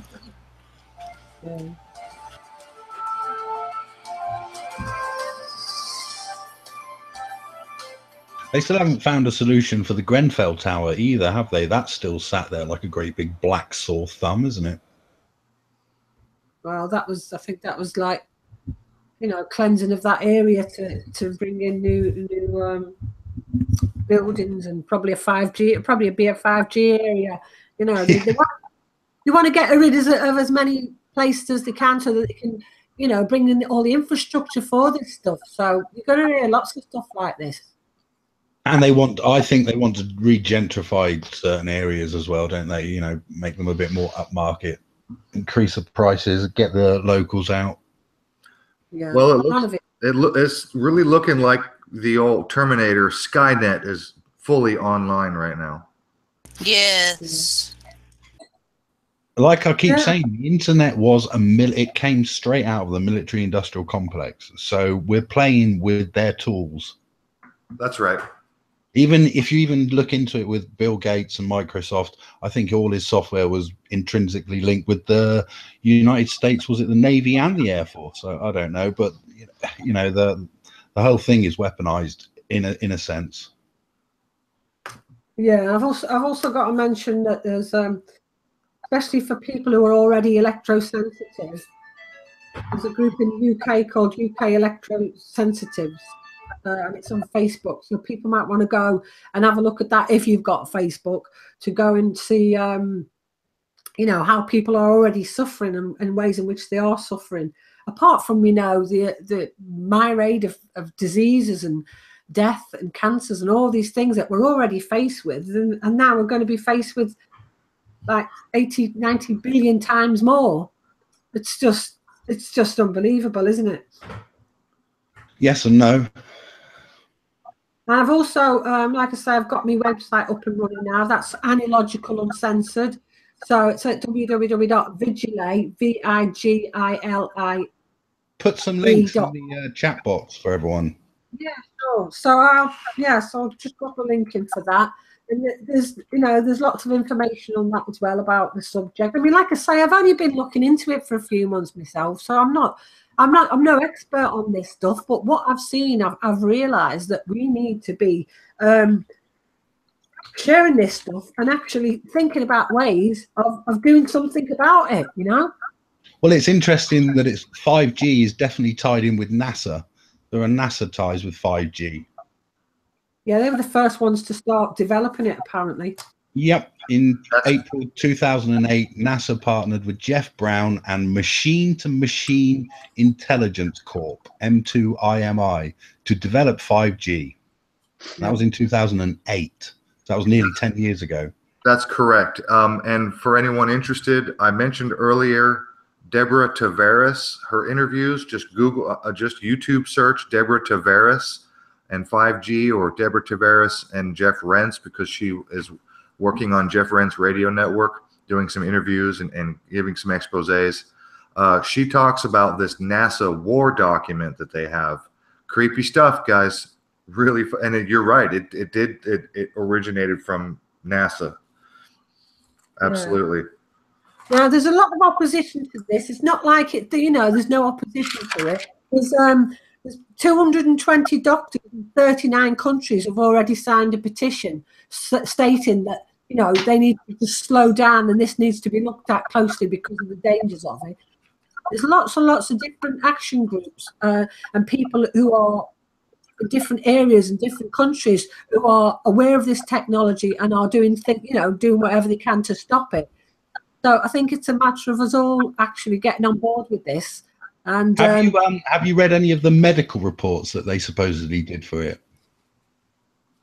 Because they do a test to show what the radiation levels are and what phones are emitting what levels of radiation, and so they use what they call like a dummy skull, with a certain thickness, and but the thing is it turned out that it was based on the skulls of 10,000 male adults. And it was also, and these skulls, when you looked into it further, it turned out that these 10,000 average skulls were actually members of the United States Marine Corps.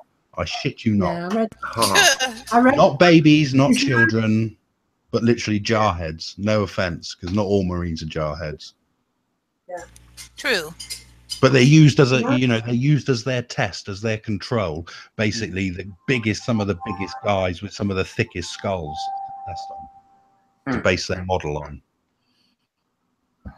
Well, we know that so often testing has been done disingenuously. Well, far too often. Yeah, I mean, even the test done on the electrosensitivity of the public, that was a flawed test done by a university. They use like 10 meter pulsed waves.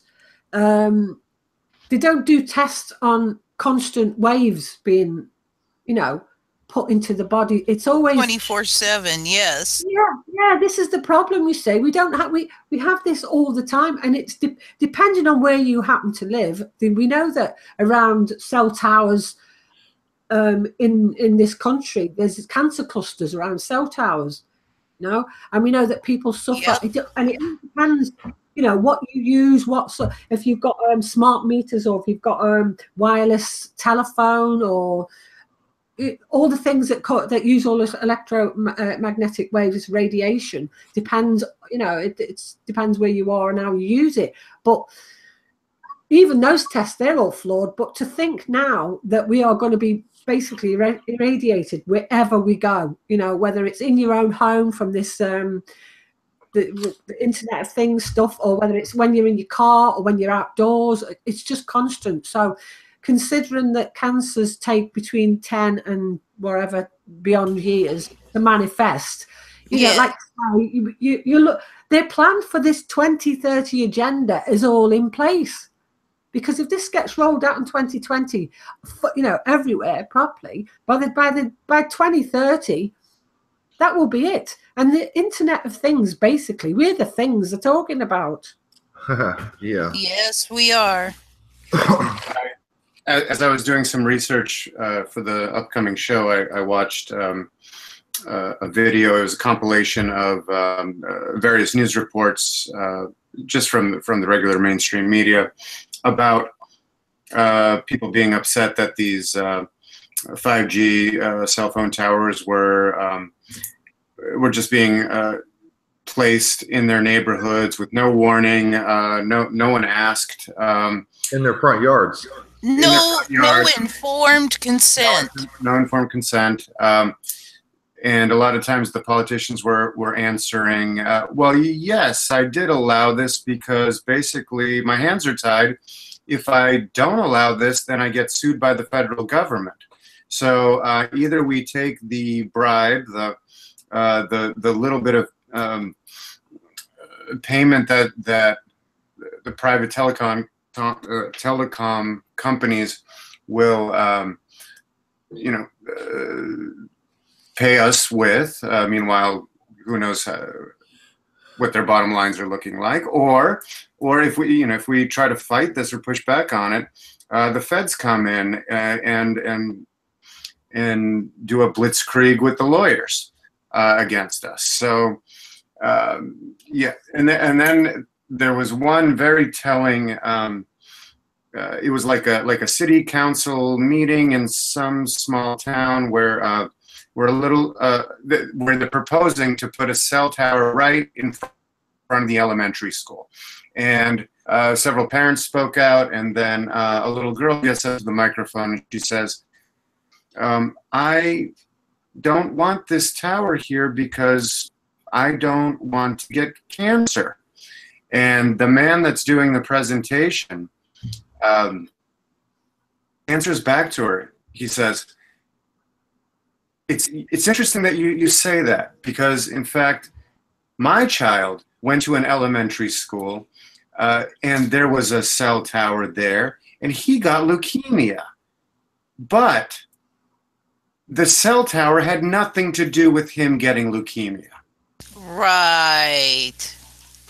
And there is no evidence pointing to it. And so we are in this perpetual game of the human mind is so powerful, and is the weapon itself. I think it's the most powerful weapon in the world. But let's keep extra eye out for those folks that that will say things like that. Say, look, here's the evidence from my own real life that there could be a correlation, yet what I'm going to claim with a straight face back to you and say, I don't accept that evidence. There is no evidence.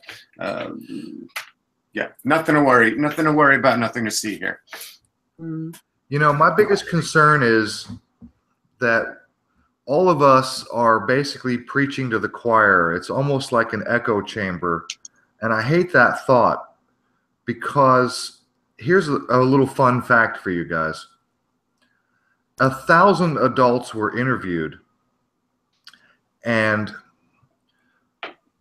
nearly 10%, that's 100 out of 1,000, nearly 10% of adults interviewed thought that chocolate milk comes from brown cows. You're kidding. Oh my God. So here's my point. It doesn't? Seriously? Shut up, Don.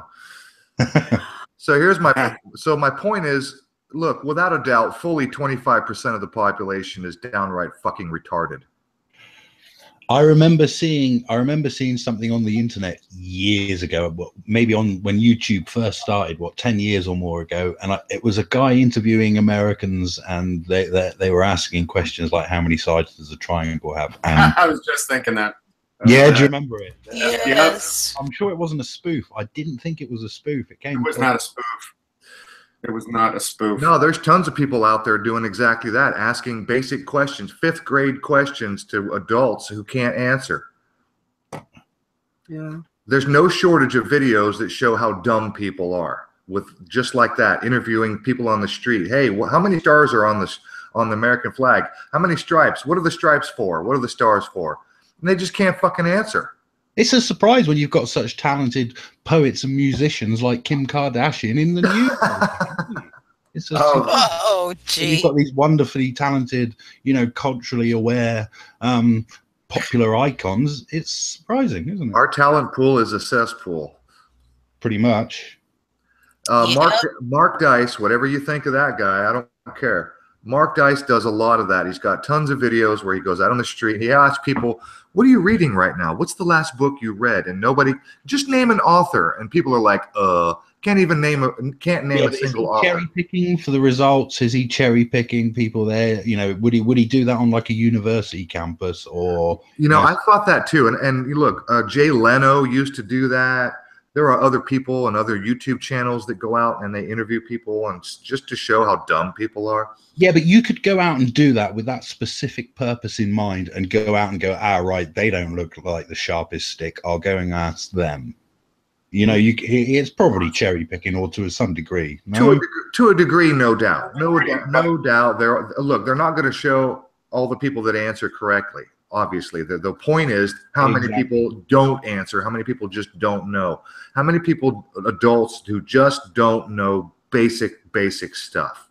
Yeah, but I don't think it's actually their fault. I think it's because what they've been doing for years, brainwashing and fluoride in the water and the chemtrails and all.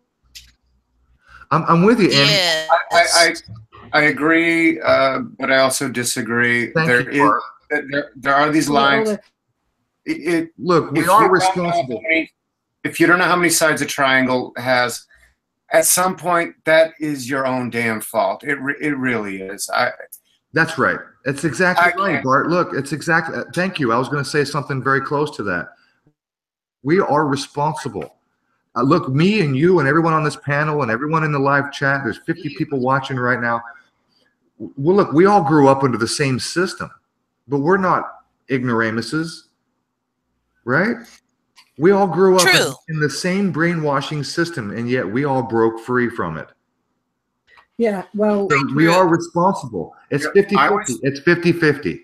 Yeah, I always wanted to. I had a sense from very early on that something was not right.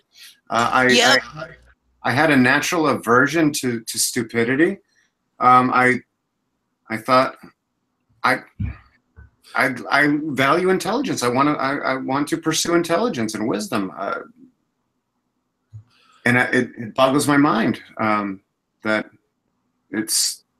more people don't.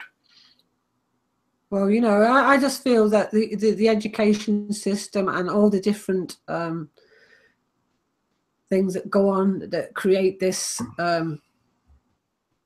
idiots, basically. A lot of the time.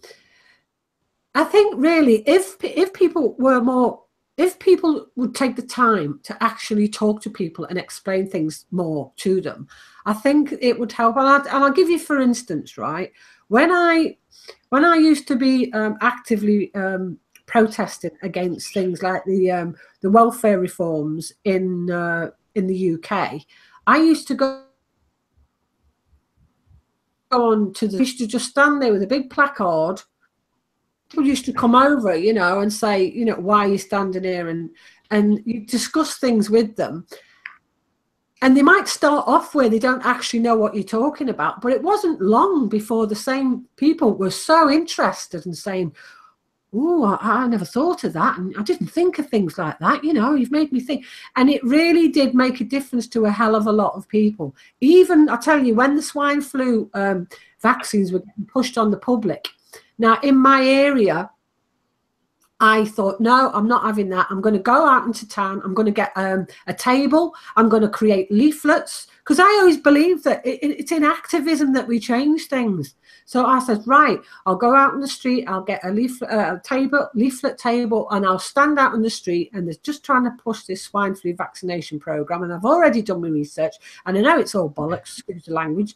But I said, right, so what I did was I went to the town hall, and because obviously when you do these things, you go right to the town hall. This is what I want to do, and they'll say, oh, you need to get public liability insurance and all this sort of stuff. Well, I thought, well, sod it, I'll do it. I'll get public liability insurance, and I'll do it. So I went to the town hall, and I said to them, I want to have a leaflet stall, and I want to give people information about what's in the swine flu vaccine, and all the problems with it. And how it's been used in the Gulf War veterans. They've been getting this stuff in their bodies, and it's caused all sorts of illnesses. And they basically said, well, you can't. And I said, well, what do you mean you can't? They said, well, you can't do that. I'm sorry. I said that. Well, now I could have actually just gone onto the street and done it anyway. But I actually used my head, and I thought, no, what I'm going to do is I'm going to write to the local paper, and I'm going to say, what is happening in society when all you want to do is give information to people about what's in a vaccine, so they can have the choice whether or not they want to actually take it. And here's our town hall people telling me, no, you can't do it. And then in the story, I listed all the ingredients.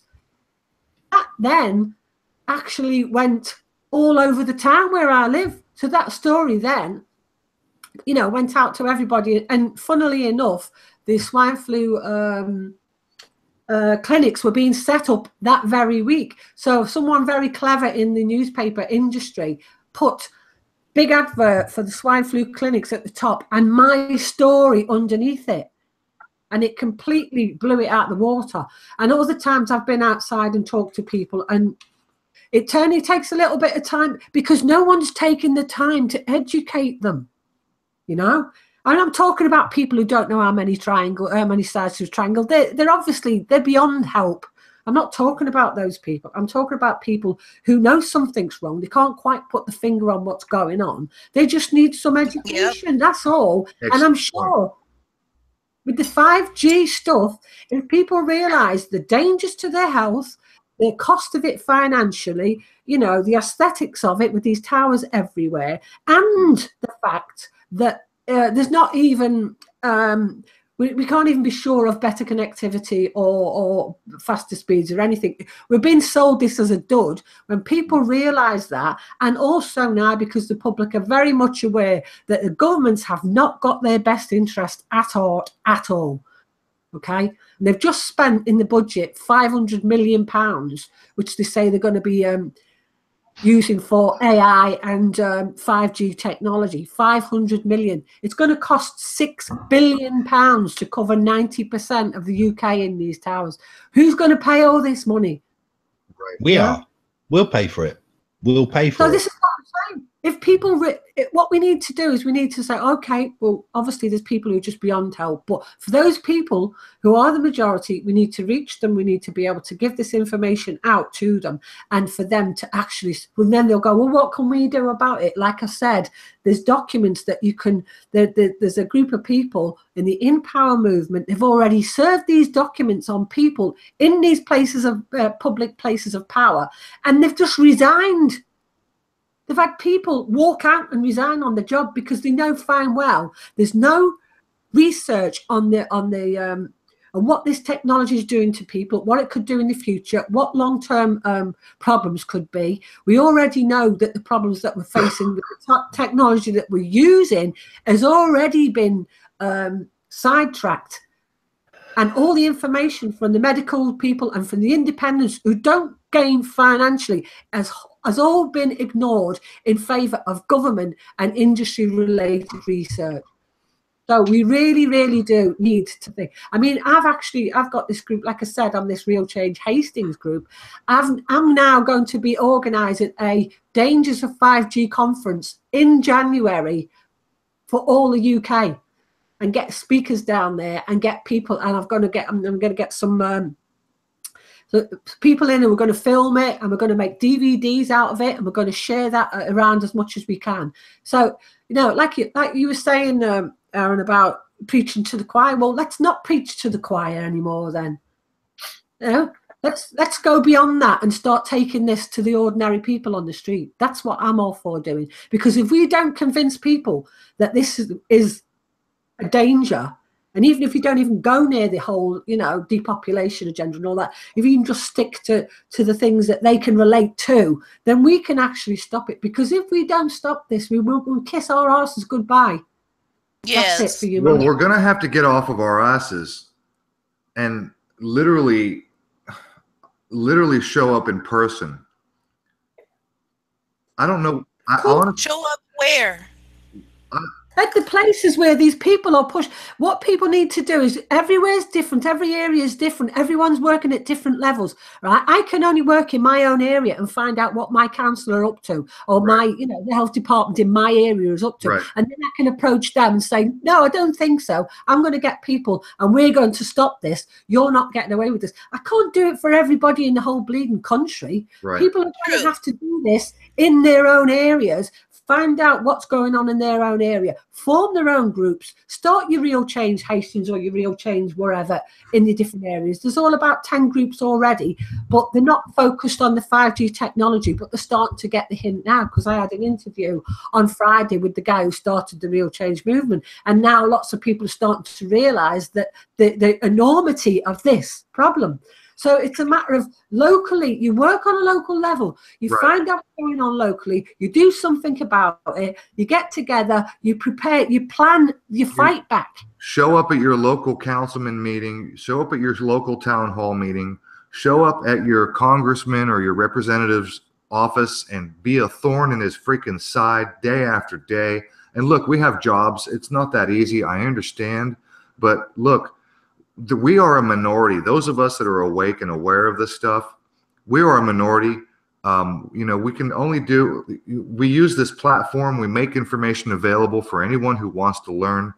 But, you know, back to that article, the Soviets test radio waves as a tranquilizer.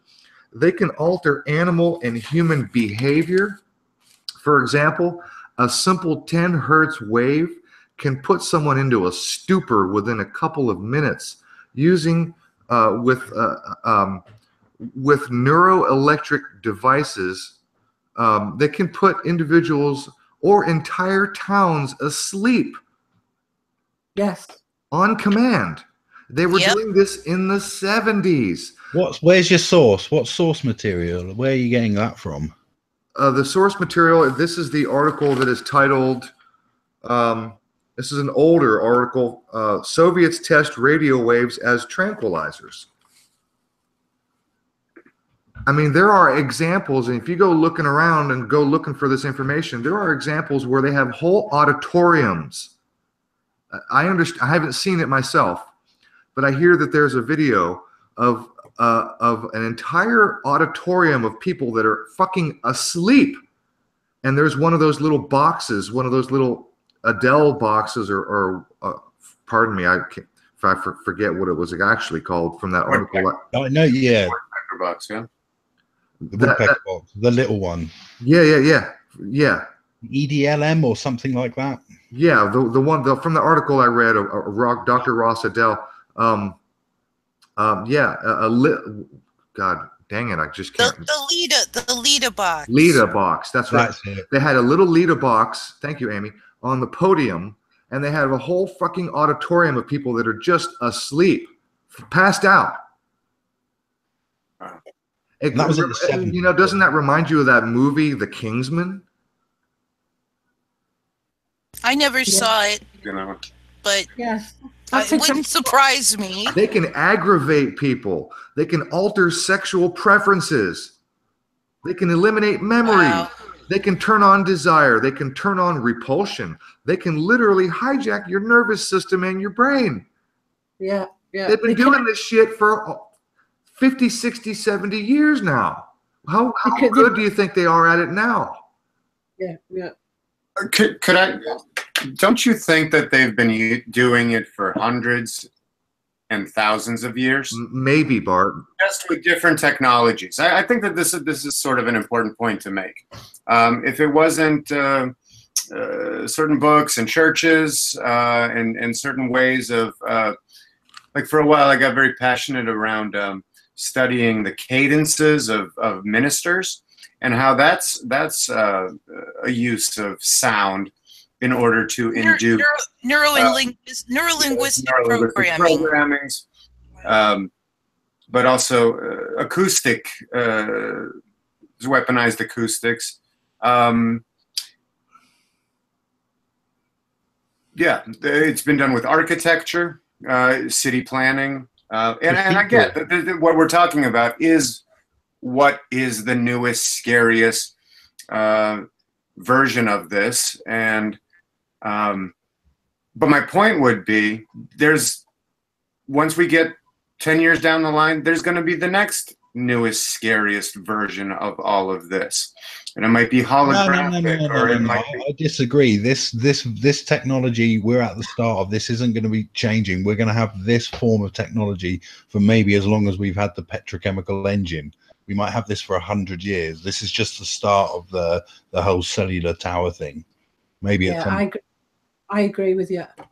Absolutely do. Yeah, I think technology, we're on an acceleration track. Yeah, sure, we're on an acceleration curve, whatever, but they're only going to give you what they want you to have.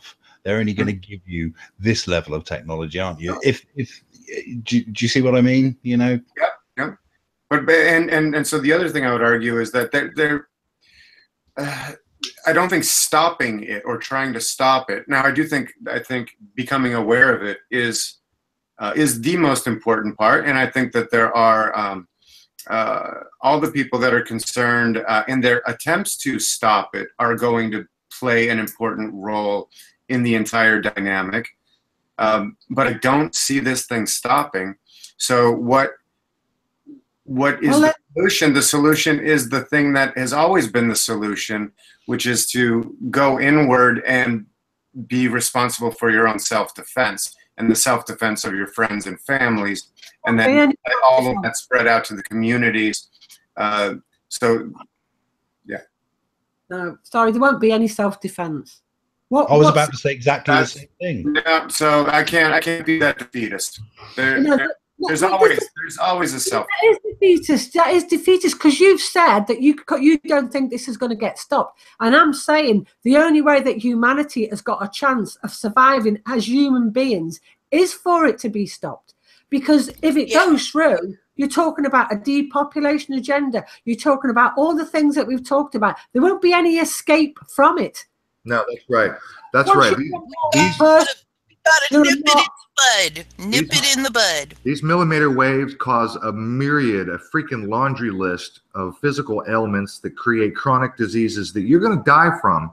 I think this also ties in some way with what they call the cloud, isn't it? They also want everything. Whenever you go to put anything online now, do you want to store this in the cloud? So they've weaponized the water, they've weaponized our food, and now they're going to weaponize the airwaves, literally. Yep. Food, water, air. Man, I tell you. This has got to be stopped. I mean, there is no two ways about it. There's no ifs and buts about it. We have to stop this. And people who realize the dangers of it need to do something about it.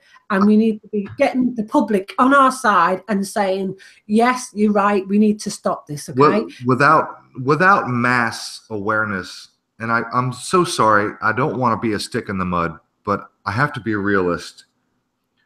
Because if you remember the 2008 bailouts where they pumped trillions of dollars into the economy because the banks were too big to fail. Yeah, they use that term here. AT&T is one of the main pushers behind this technology and this overall rollout worldwide. And there is already a push to boycott AT&T because of this. Now, my thought is, if people woke up in mass and they started boycotting, say, AT&T. Let's say everybody drops their AT&T cell service. AT&T stocks start to freaking plummet. What do you think is going to happen? Do you think they're going to stop? I don't think so. I think this plan is going to move forward. I think that they will use tax dollars and they'll bail out AT&T. Too big to fail. They're going to push this forward no matter what. I'm afraid that there's nothing we can do. And I'm sorry to be a stick in the mud. I don't look as much as active. I don't care how active we all get. I don't care how many people wake up. This is their fucking plan. They want global domination. They want total domination. What is it? Full spectrum dominance. They want total surveillance, total control. They want a mind-controlled zombie robot, a hive mind army of 500,000, people. 500 million. Right. The hive mind. Well, maybe the hive mind's very much. Maybe that's why we're alive at this point in time, because it's the difference between, can we change this world, or do we just accept that we can do nothing about it? And as far as I'm concerned, I will die trying. And as far I'll as die trying as well. I will die. I will die trying too. You die trying, and the thing is, if you just do whatever you can to get information out so that people know what's going on and become active, go to the town hall, pull the guy up who's saying, yeah, we're going to get this new technology, and say, no, mate, we're not. Group of us, we're not. If we could do that, if people could do that en masse, in all areas all over UK and America and everywhere else that they're trying to. I mean, it's happening now. There's people now. I've got videos on my Facebook page, with this town hall meeting where there is people who are standing up and shouting out about it and saying, you're not rolling this stuff out. It's dangerous. You're worse than the Nazis. There's a massive back going on. Okay, we're not like it's all doom and gloom because there's nothing we can do. We should be joining the fight back and being positive and saying, no, we have to fight these bastards. I want to say one thing. Go ahead, Amy. I am not going to die trying. I am going to succeed. But should my plans not work out, dying trying. Does that make sense? Because I plan to succeed. Well, that's a better, more positive attitude, and I can appreciate that. Yeah. Okay. I'll go with that. As a side note, I do think it's interesting that this quantum computing that they're talking about with the AI system, they refer to it as qubits. The letter Q, and bits as in bits of information. And when you put the two together, it's qubits. It's the Egyptian cubit. It's a unit of measurement. Yep. Everything's pharaonic, isn't it? Isn't it?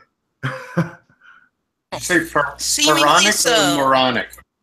Pharaonic. Oh, yeah, Yes. good. But yeah, this goes back to what Bart was saying, that this potentially is thousands of years old. Yeah, Many thousands of years. Here's a trivia question for you. Where is the highest three-sided obelisk? The highest Washington, D.C. three-sided obelisk. It's in Washington, D.C. Three-sided obelisk. Three-sided obelisk. Russia. I don't know, mate. Clue us in. Somerset, England, the Wellington Monument. Interesting. Wellington. I didn't even know that there were three-sided obelisks. Yeah, I didn't either. Yeah, it's for commemoration for good old Lord Wellington. It's in Somerset. It's three-sided, very impressive in the Blackdown Hills. So Annie, what can you tell us about the 5G and the cryptocurrencies that are running rampant around the world? There's always a new one. Every other day there's a new cryptocurrency. Obviously the New World Order, whoever globalists, whoever elites are running the world, they want a cashless society. This is obvious. This is being visualized and conceptualized as we speak. I think the cryptocurrency is the crack in the door for the end of physical cash. The 5G network is going to play a role. You know, you hear a lot of people talking about a lot of financial channels on YouTube talking about, oh, you know, there's going to be a crash and it's coming soon.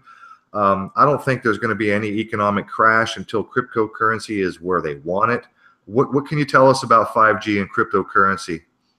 Well, you probably know more about that than I do, because, you know, all I know is that they will have to make it a digitized economy for this to work. So whatever they plan to do as far as that part of it goes, you probably know more about it than I do. I know there's a guy on YouTube. Oh, I wish I remember his name now. He's just an expert on this sort of stuff, and he's talking about it. And so, I mean, like I said, I'm not an expert on all aspects of 5G. I'm not. You know, I've only just delved into what I've delved into. And every single day, I'm still learning stuff every day. You know, I spend most days researching this stuff to find out as much as I can about it all. So, you know, when I know more about it, then obviously I can't talk about things that I don't fully know about. So that's probably one of them. Well, all I can say is that this is all the more reason we should be working to eliminate the need to account for human energy entirely. Because as long as there's money, there will be people who are psychopathic in control. Money systems promote psychopaths. I think it was Aaron. Was it Aaron that mentioned Skynet earlier? Yeah. And I don't know. Have we all? I expect we've all seen the Terminator, haven't we? At some point? By now, I think so. Probably most people. Yeah. Even Amy has seen it. Even me, I've seen at least one of them. Well, you know, we all remember that concept of Skynet, don't we? Right. That's the point. And I wonder if that was, you know, I'm not fully programming. If it was, yeah, if that really was a genuine case of, you know, predictive programming, introducing it specifically into our generation as such. You know, somebody left me a comment under one of the video. I think it might have been the promo for Analogical to come on. Somebody left me a comment, and it was saying that they said, did you know that the television, when it was invented, was held back for something like 20, 30, 40 years before it was introduced to the public, while they did studies on the flicker rate of the frame rate, which interacts with the alpha brainwave state of the people that are watching. Well, I wouldn't be surprised. In other words, look, and this is true, okay? This is not even conspiracy. Anytime a new technology is developed, and I don't care what kind of technology or when in history it's ever occurred, anytime something new comes along, the military gets their freaking grubby hands on it first, and they develop it, and they decide when and how to release it. Of course. Yep. Just like Google, just like the internet, just like television. Just like they had to steal everything from of Tesla's. And that's right. Exactly. Yep. Exactly. So, I mean, we could do a whole show practically just on the television alpha brainwave flicker rate that they have developed that puts you in a fucking trance when you're watching the TV. Well, also, Logie Baird, who was the inventor of the television, he was a well-known 33rd degree, probably Scottish Rite Freemason. He was right up there. Yeah. And that was when the Victorians were playing around with protoplasm and seances and whatnot. And he was the initial use of the television was to try and contact the spirit world. That was what he was inventing it for. Right. I seem to recall reading that somewhere. Yeah, it's pretty well documented, you know.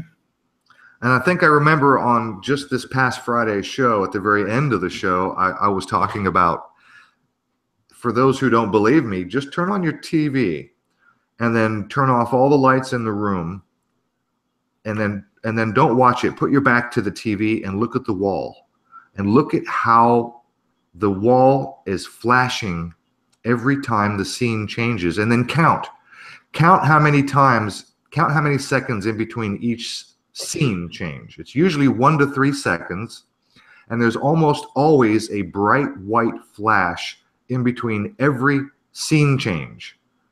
You've got too much time on your hands. Pardon me for thinking. But then, you know, this is the thing. You see, I don't like to think of technology as being bad. It's just it's like so many. It's like a tool. It's like Yeah, it's the application. I've said this before. It's like a hammer. Okay, I can build a house with a hammer, or I could hit you in the head and kill you with it. Yeah, it's just a fucking tool. Yep. Everything is just a tool. All technology is just a tool. It can be used for good or ill. Just like money. Amy, not to derail the conversation, but it's just like money. It's just a tool. Well, yes, money is just a tool. However, it is a very dangerous tool, and it has. Oh, where was I going to go with that? Rats. It facilitates psychopaths in power. Yes, I've got a good idea where you want to go. I don't want to derail us. I don't want to derail. But my point is, it's just a tool. It can be used for good or ill. And my point is that it is an archaic tool that we can put down and pick up far better tools. So what about Elon Musk talking about how we need to augment human biology with implanted microchips in the brain in order to keep up with the AI computers of the future, because according to some reports, your standard laptop is going to become smarter than the human being by what, 2025, something like that? I'd say that. Well, if we judge on Americans knowing how many sides a triangle have, I'd have said the average calculator. Hey, there's plenty of videos. Was smarter than. There's plenty of videos that show how dumb Brits can be. So don't go there. Okay, I'm not denying that either. Oh dear. All right. So what do you guys think about? Look, this whole transhumanism movement. We're going to have to, in order to keep up with what AI is up to these days, right? Even fucking Facebook had its own AI software. They had to shut down because the thing was. The Facebook is the CIA. Facebook is fine. They still. From what I understand, they implemented some AI programs that they themselves had to literally pull the plug on because the thing was creating its own language that they couldn't understand. It was doing shit that they didn't know what it was doing or how to break down what it was doing. They pulled the plug on it. And there was I got a note here somewhere. Pardon me for having to look for it. AI rewrites itself. You can't take it apart and figure out what it's doing. We make machines that do what we tell them. That's no longer true. Let me see. Drone kill decision. I'm sorry, I lost that note. It's somewhere buried in my What year did the supercomputer first beat Kasparov, the chess master? What year was that? That was in the 70s, wasn't it? Wasn't that in the 70s? Yes, it was. That's right. The first computer beat the chess master. That's right. It was in the 70s or early 80s. I think it was the 70s. Late 70s. By...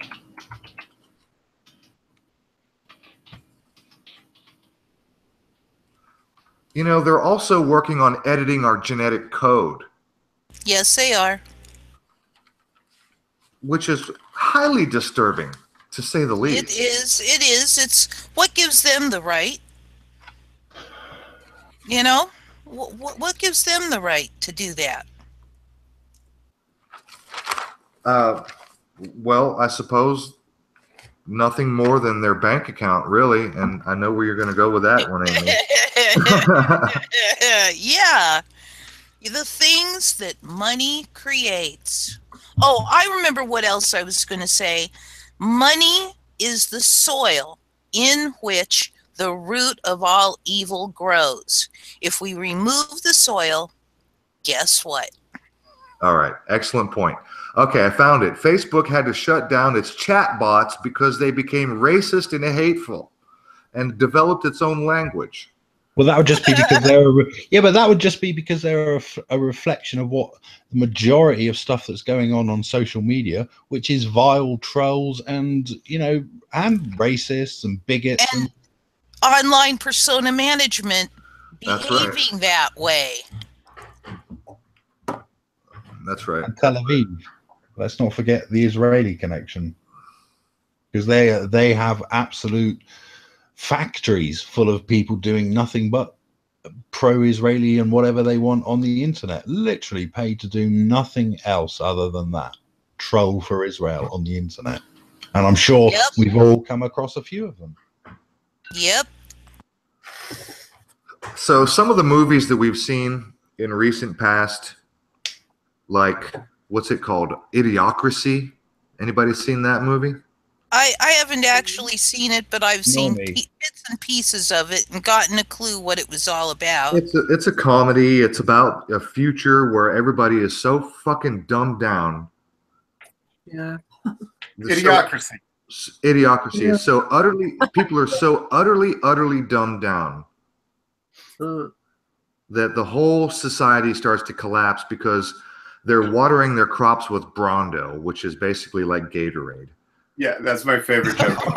Jeez. So nothing grows, and they're getting, they're facing, global starvation. That's a very interesting thing, isn't it? Can we just stop on that? The introduction in the last few years of, especially with the younger generation and even school children, drinking those fucking Monster Energy drinks and all of those things. Those are ghastly. But they've been. Have you ever tried one? Very much, haven't they? Very much. It tastes like chemical waste straight out of Chernobyl. You ever tasted one of those? I think I've had 5 of them in my life, and yeah, they taste nasty. I've had 2 or 3 sips off of one, okay, and that was enough for me to go, "What the fuck is this? This is It tastes like some chemical waste out of Chernobyl." Oh, you get used to it. I mean, you get used to it, like smoking. Get used to it. You get used to being punched in the face. It doesn't mean you want to be. Well, no, you get used to 5G. This. I'm just saying, bull semen has a nice perky. Oh dear! You've just let that out in the open now. No, that's what's in the drinks, taurine. It's actually synthesized from bull semen. Well, you're not joking. Bull, that's why it's called Red Bull, because it's bull semen. That's what gives it the kick. I thought it was taurine. Yeah. But there's like tons of stuff in those. It's not just that, is it? It's loaded with caffeine, isn't it? The same as having like 5 espresso coffees or something stupid like that, the amount of caffeine in them. No, that's not good for a 13-year-old to go to school. Right, anyway. I'll double check that, because I don't like to be wrong about stuff, but I've been thinking of it in terms of bull semen for a long time. I've dropped a link in the chat about there's a guy who's an expert on the cryptocurrency and the AI. If anybody wants to look, it's quite a long video, so maybe people will watch it later on. But what I did, Quinn Michaels, yeah, yes, that's him, yeah. Well, I just wanted to. Did you know that there's actually 8 projects that have occurred where they've actually built up a smart city or smart town from scratch? For some reason, I'm not able to drop links in the live chat. So Amy seems to be the only one that can do it right now. Unless Bart, you want to try? I don't know. I keep trying, but it won't go. The world link do you want me to drop? The one that Annie just put in the. But it is a very long link. It's about an hour and something long. So the Quinn Michaels video. It's on Jason Goodman's channel. Yeah. Now I did catch part of the interview that Jason Goodman did in Las Vegas with Quinn Michaels on AI, and the beginning where Quinn describes how the blockchain works and stuff like that. Really, really interesting and enlightening stuff for anyone who's interested. Good stuff. Yeah. We Are Free just dropped a link. I don't know if that's the same link. IMDb.com. No, that's a different link. I just dropped the Cool. Yeah, YouTube. they're up to a couple 100 hours worth of content, I think, now with Quinn and the AI, and so I think Goodman is attached to him fairly recently, but I think Quinn has his own channel where there was one I was listening to earlier today where he is interacting with Tyler and artificial intelligence, and he's going through that and what that looks like interacting with Tyler, and how he's sort of hacked into or accessed Tyler's main source code and is actually giving him new directives. And so this is my sort of angle that I've been exploring lately, which is why I can't be too down on the AI thing. Yes, I think it's scary. I think we need to be warning each other about the dangers as designed, as programmed, as intended by the dark forces. But I think what they're doing, I think that there are entire layers that are off of their radars. They know not what they do, and actually that's good. Meaning that if you sort of get the information about what the AI is as defined by the bad guys, then you're and not keep pushing through and keep exploring because it's always about the two sides of the coin, the double-edged sword, all of that. So I'm banking on this idea that when all you hear is the negative from about a certain topic, that must mean that the positive is so powerful that there's a very concerted effort to only push it as a kind of fear porn. But then again, I'm kind of an optimist. I think that's a valid point. Because otherwise you're just going to drown in negativity, aren't you? Mm-hmm. Absolutely. Well, you've got to have some positive point in your perspective, or else you won't go anywhere. Mm-hmm.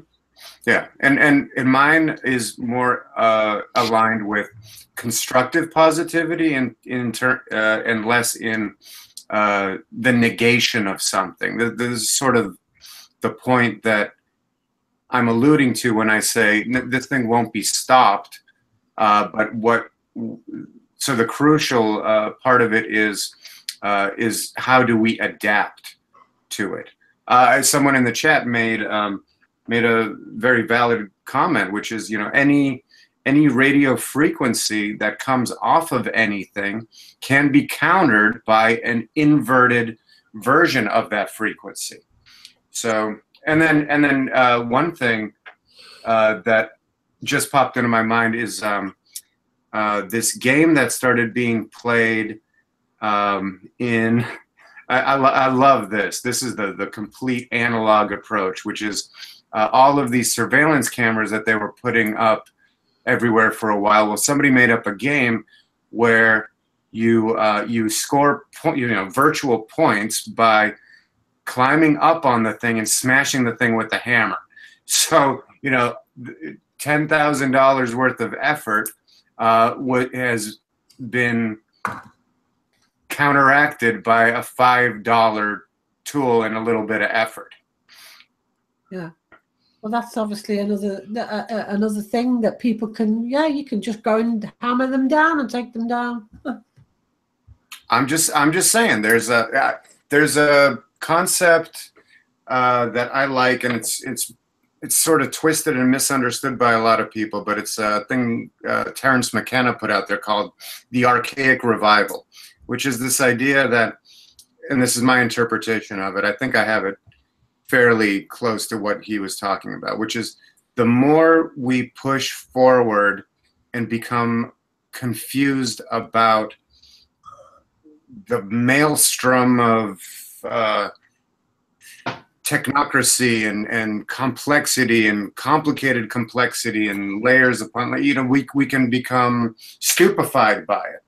And so the worse that gets, the deeper back into human history, the deeper back into nature we have to delve in order to reclaim the most positive aspects that are being eclipsed, the most positive aspects of ourselves that are being eclipsed by all of this, all of these junk signals, so to speak. Wasn't Terence McKenna a known CIA asset? I do believe that he worked with the FBI at some point, but I'm just looking at him like, this is, of course they're going to want to go have a chat with him. Of course they're going to want to go strike a deal with the guy who's making this many waves. When I listen to just his content, just to what he was saying, I just look at him as a revolutionary thinker and a poet. Whether I look at him as a CIA or an FBI asset that led and was part of the so-called hippie movement, which was absolutely 100% a psychological operation. I would be careful about 100% and absolutely. Where did LSD come from? I believe it was synthesized at Sandoz Laboratories by Dr. Hoffman, and the first acid trip ever was on my birthday, April 19th, 1941. And distributed, was it at Harvard or Yale? There was a Harvard connection. There was a Yale connection. Yeah, of course. I'm not nearly every single band from that era, nearly every single band from the Doors to the Grateful Dead, you name a big band from that era, they all had links to the military industrial complex. Yeah. The lead singer of the Doors, his fucking dad was at the Gulf of Tonkin incident in charge of everything. Wow. Yeah. It's true. Jim Morrison, Riders on the Storm, that guy. It's true. Here's what I would bank on. You know, what same kind of a thing with the AI. You know, what if and then plans within plans. Again, back to Dune. I can see plans within plans. So just because a plan is run by the CIA doesn't mean that they're necessarily getting all of the effects that they're planning for. Sure, but you can guarantee one thing: it is not for the benefit of us. That's what I can guarantee. Exactly. Again, guarantee. I can't guarantee that, and I can't quite subscribe to. I don't think in absolutes, but that's okay. Maybe. So you think the Central Intelligence Agency of America might be doing something good for you and me? Perhaps by accident, sometimes. Maybe by accident. Okay. By accident, I might give it, but I'm absolutely not going to accept the idea that they're doing anything deliberately for us. No. Ever. Yeah. That's not what I'm claiming. I kind of do. There's well, no. I think you're interpreting that's what I'm claiming. But I don't want to sidetrack the conversation somewhere where we don't want to go. So, well, it's conspiracy or not. Here we come. So.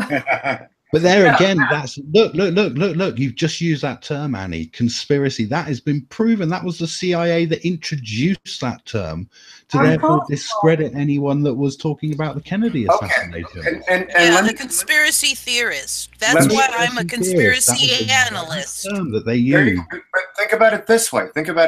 There could be somebody out there who's making these kinds of connections, and they go, "Oh, I learned about the CIA coming up and coining the term conspiracy. Therefore, this show, Conspiracy or Not, Here We Come, uses that term. Therefore, everything that those folks are talking about is driven by this CIA operation." Would that be like that? That's kind of my point. That I know what I'm doing and what I'm not doing, and who I. Except it's conspiracy or not. Doesn't matter. What I'm saying is somebody could make that claim and believe it. Whoa, back up. Remember, the term that the CIA specifically put up was conspiracy theorist, not conspiracy. Conspiracy theorist. That was what they wanted. That's right. That's right. And we are conspiracy analysts. We are not theorists. Anyone who questions their narrative would be known as a conspiracy theorist, and that was because of there were so many inconsistencies with the Kennedy assassination that even the people who didn't know how many sides a triangle had were going, "Hold on, this is the government aren't telling us the truth here," and so they came up with that term. They had a think tank of seriously intelligent people to come up with the best terms to debunk people, to make them look like idiots, much like the flat earth psyop is doing now. Almost the same. Yep. I agree with most of that to a big degree. The entirety of my point is someone who doesn't think past a certain point might simply look at the term conspiracy in our show's name, connect it in their mind to the idea that conspiracy theories was a thing that that the CIA came up with, and in their mind they conclude, therefore we are part of that entire operation.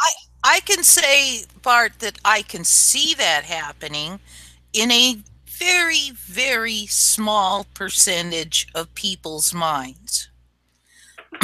I'm not going to say that I can see a great number of them going in that direction. And no matter what you do, some small percentage of people will get it totally wrong. Agreed. And I think that I'm stretching the metaphor here by introducing that idea of, I'm talking You're about stretching it too much there, Bart. I'll be perfect. But within the conspiracy world, like most people out there don't even know that the term conspiracy theorist was coined by the CIA. But they do. I bet the majority of people watching this show right now do know that. I bet but I'm not talking about them. This is our group of like-minded individuals, and we respect each other and open discussion and exploring difficult and challenging and pressing topics. That's why I'm here. That's why I love being here. But my point would be though that okay, the example I gave is sort of narrow. It's the idea that someone who is a truther or investigator or an analyst could draw that conclusion if they're a little wacky. But on the other side of that is the vast population who will look at the title "Conspiracy or Not, Here We Come," roll their eyes and go, "That's that conspiracy thing that people do, and they're not worth listening to."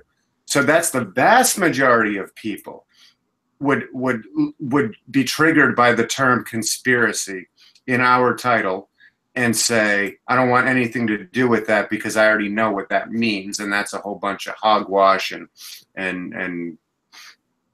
bullpucky.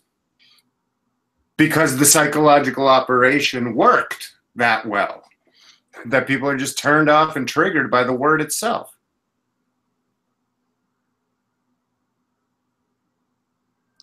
Annie Logical, final thoughts. What I would like to say is just add something that a friend of mine, Deborah Jennings, has just mentioned to me that we might not have mentioned so far, and that was the connection between the Schumann resonance and how these electromagnetic frequencies interfere big time with this. She says this electromagnetic smog affects the body's natural rhythms essential for healthy biological function.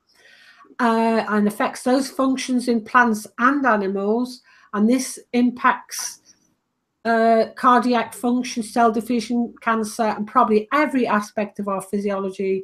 In humans, brain alpha waves are virtually identical to the Schumann resonance. So also I'd like to just say, obviously, if people are looking for answers and what they can actually do, go look towards the Empower movement, the liability orders, think about having events where you can talk to the public, you know, maybe have a little local event or just do whatever you can really. And the thing about saying, oh, we can actually take a hammer to these cell towers, yeah, obviously that is a possibility. But if these cell towers are emitting certain brain waves, certain radiomagnetic frequencies that interact with our brain waves locally, there's nothing stopping them from making us all believe that we're all diseased and we're all going to die, or we need to kill ourselves because we've got so much anxiety or anything.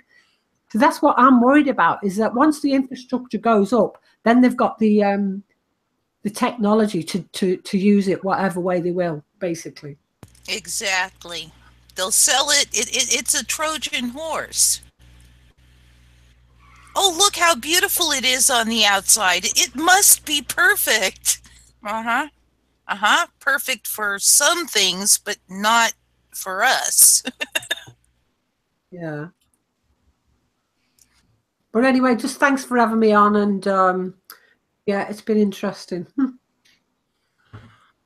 We've loved having you here. You are awesome. Absolutely, Annie. We've been anticipating having you on the show for a long time. We've had a great interest in a lot of people that wanted to come and, you know, listen to what you had to say on your current research on this subject.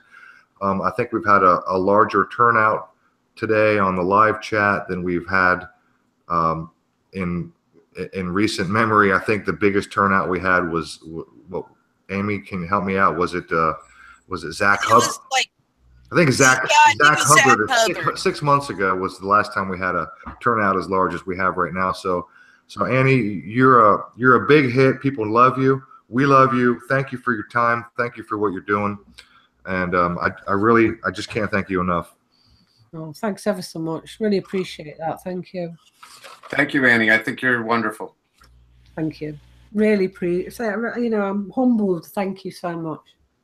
And I'll keep on, you know, doing what I can and researching and giving the information to people, and that's all I can do really. It's what I feel driven to do, and it's what I hopefully, you know, do. So just thank you for everyone who's listened, and I hope, you know, that we've covered enough for people to go and do their own research now and maybe think about what they can actually do to stop this. So thanks again, everyone, and it's been great, and I look forward to listening to more shows in the future.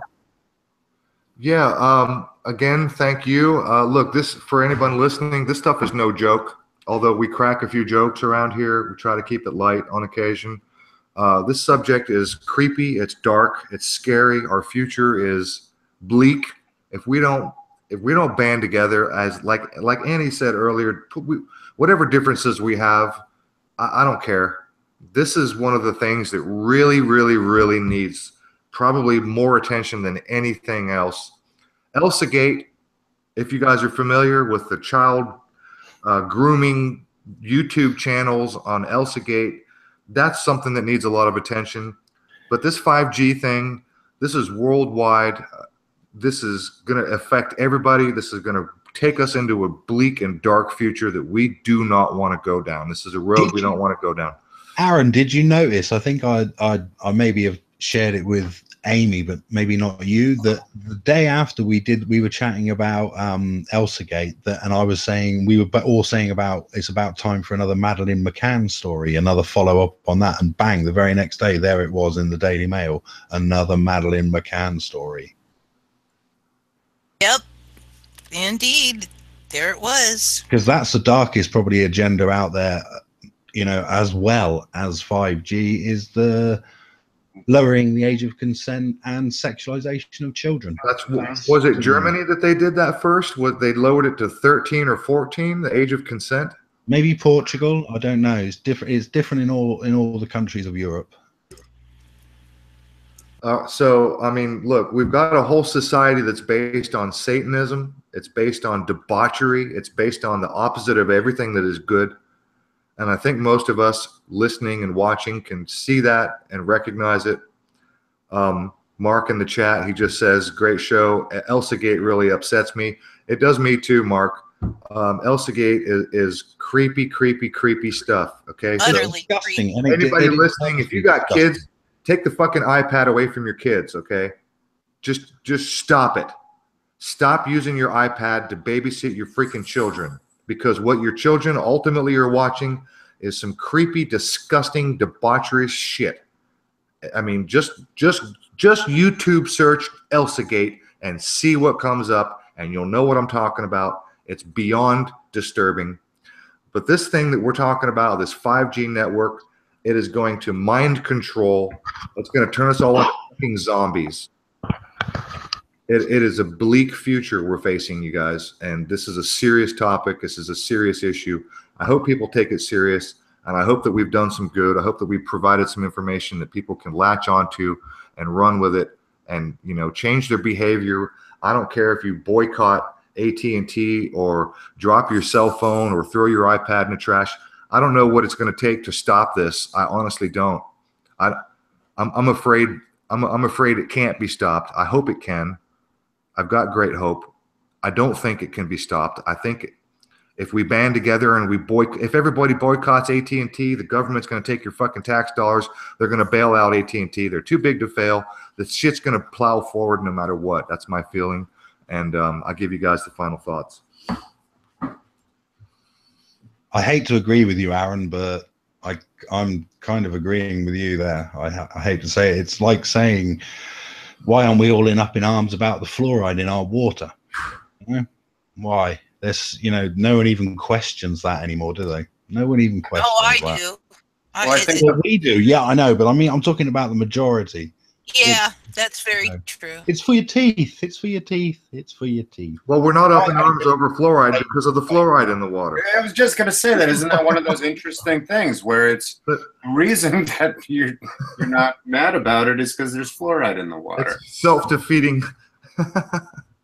And those are the really dangerous, sinister sort of forces at work, the ones that are sort of double-ended, and one feeds the other.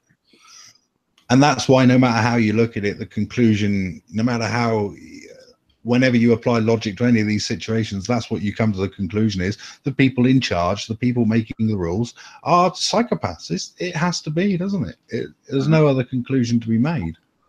But there's always a chance for disrupting it. I agree. You know what? On that subject of disrupting, it is true that whatever the waveform that you're being attacked with, be it sound or electromagnetic, there is in fact a way to counter that with the opposing waveform where the peaks and valleys cancel each other out. Mm-hmm. And for me, it's just an opportunity to. So let's say you start learning that. Let's say you start chanting and oming in such a way where you find that if you run these ranges of tones, make these sound bubbles around you, suddenly you're on a path of discovering your own aura and how to affect your electromagnetic field around your body through the power of your own will and voice. And then you're off into finding new superpowers as a human being. So as a juxtaposition to the ways that you're being attacked. I mean, again, for me, it's self-defense. It's like Kung Fu. It's like Bushido. What do you do when somebody comes at you with the sword? Well, if you don't know any martial arts, then you probably get chopped up by the sword. But if you start learning, suddenly oh, I have 100 different techniques to counteract this sword attack. So what would you suggest to counteract 5G then? You know what? The sad part is you're going to need some fucking technology to do it. You but maybe have to know the frequency you're being bombarded with. I would say the number one thing. One of the first things would be to even wrap your mind around what hertz are, megahertz are, what sound is. So you know that thing when you read a label of one of these processed food, labels, and you start reading all of these big words that you've never encountered before. You have no idea what they are, where they come from, what they'll do to you, and you get down to the bottom of the list. You're exhausted and you're scared because you think, really, am I putting this into my body? There's so many unknowns.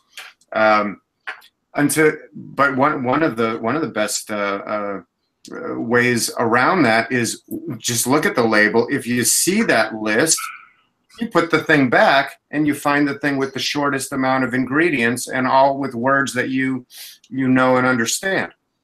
I'm not saying that cures that problem 100%, but it sure does give you a better chance.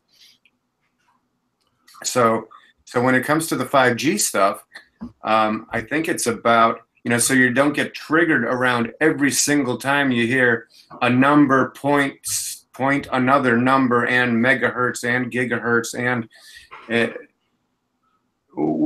so that you're not always triggered into fear by going, oh, here we go again. I'm getting bombarded, because that in itself is part of the psychological operation, in my opinion. It's a psychic kind of attack where they bombard you with stuff that they know that you don't understand or not educated in, and that's enough to scare you.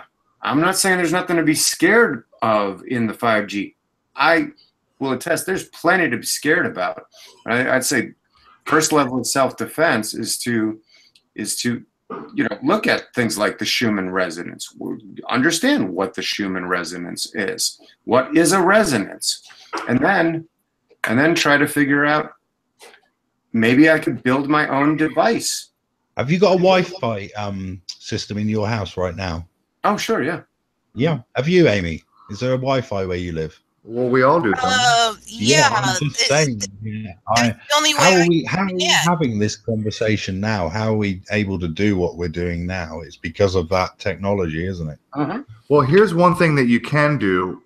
You can avoid, and now I don't know for sure if this avoids the Wi-Fi signal itself, but you can actually get an Ethernet cable, plug your computer into your Wi-Fi router, and get a direct connection, and not which is exactly what I do, and not use the actual Wi-Fi to connect to your computer. But that, I don't know. I'm not smart enough. I don't know if that actually shuts off the actual Wi-Fi signal, because if you're using your computer, you're plugged in via cable to your Wi-Fi router, and somebody else comes in and they want to use Wi-Fi, they're probably going to be able to get on Wi-Fi, which means you're not doing yourself any good. You're not stopping the Wi-Fi signal. The thing is even if you get it, even if you don't have a Wi-Fi system at all, the chances are your neighbors do, if you have neighbors, which you probably do, and their Wi-Fi will be on anyway, and your other neighbors, the other side, their Wi-Fi will be on, even if you don't have Wi-Fi. So you're going to be in, what's Wi-Fi? Well, it's another form of wave radiation, isn't it? Right. Well, I will give you a tiny glimmer of hope, and I haven't confirmed this, but I heard that California, at least a city or two in California, I don't know if it's statewide or if it's specific to a city, that the sheriff, that there's been enough of a pushback on this 5G rollout that the smart meter, you know what I'm talking about, the house? Yeah. For your house, the smart meters? Yeah. There's been enough pushback in California on the smart meters that the sheriff has decided to issue a $500 citation to the installer. Okay, he's issued that. Fine, so that's fine. Maybe there's a tiny glimmer of hope there. Has there been a result from your court system on that, on the ruling? No, I really don't know. I'm just telling you what I heard. I haven't confirmed anything. The Empower people are having a lot of success making the people involved individually responsible. So I do recommend looking into the Empower movement. The only problem that I have is that you have to go through that damn legal system, which is vile and geared against you. It's their system geared against you. Breaches ethics. Yes, it breaches ethics far more than it serves them. So, you know, I'm all for just not to that whole damn system. It's ugly. And it I is don't not. You see, my answer here isn't to quite serve the same as us. yours. It's more along the lines of it's just use the system as little as you possibly can and give it as little as you possibly can and take from it as little as you possibly can. Just remove yourself from it, but you can't remove it. It's so difficult. It's so difficult. Yeah, except that if you consent to it, then you as a subject. Yeah, but it's already got Do you all see of us. where It's I'm already got all with of that? us, If you hasn't it? withdraw your consent from the But to do that, system, but to actually do that, Amy, you would then have you would have have to go off grid. You'd have to go off grid and be completely self-sufficient. no. No. Very kindly say I withdraw consent, but I'll be happy to be subject if you prove I'm subject. And yes, they may decide to prove they can be bullies, but that's all they're proving. They're not proving that you are subject to the system. They are proving that you are subject to their bullying. And you know, when just a few of us are doing that, yeah, we're going to get bullied. But if all of us were doing that, they wouldn't know where to even start. Okay. One of my favorite phrases is "No, thank you." Well, that's why I had Amy create the meme that you'll see at the end of our outro. And by the way, Bart, since we're about to wrap this up, you want to get that ready. The meme is with the picture of George Soros. The one of the most powerful words ever spoken is the word "no." Mm-hmm. Yep. I'm just saying I like to add the thank you in there too. No thank you. Or no thanks. No thanks. Listen, everybody, it's been awesome. Yeah. It has been. Good one. We need to go ahead and wrap this up. I want to thank everybody in the chat for their contributions. I mean, we've had a hell of a turnout tonight. Anti-logical has been fantastic. And this is a serious topic that really needs more attention. You might see me produce videos in the future on this subject, particularly on that article that I was reading earlier. I thought about making a video on that today. But seriously, this is a subject that really needs to be pounded home, guys. This is dark, scary shit right here. Yes, indeed. All right, you guys. Any final thoughts without taking us into a big tangent? Love always. Well, listen, I usually rattle off people in the chat. We've got a lot of new faces, and those of you who have wrenches, you know who you are. If you got a wrench, I saw Bella was there. I saw Bella in the chat. Happy to see Bella. Haven't seen her in a long time.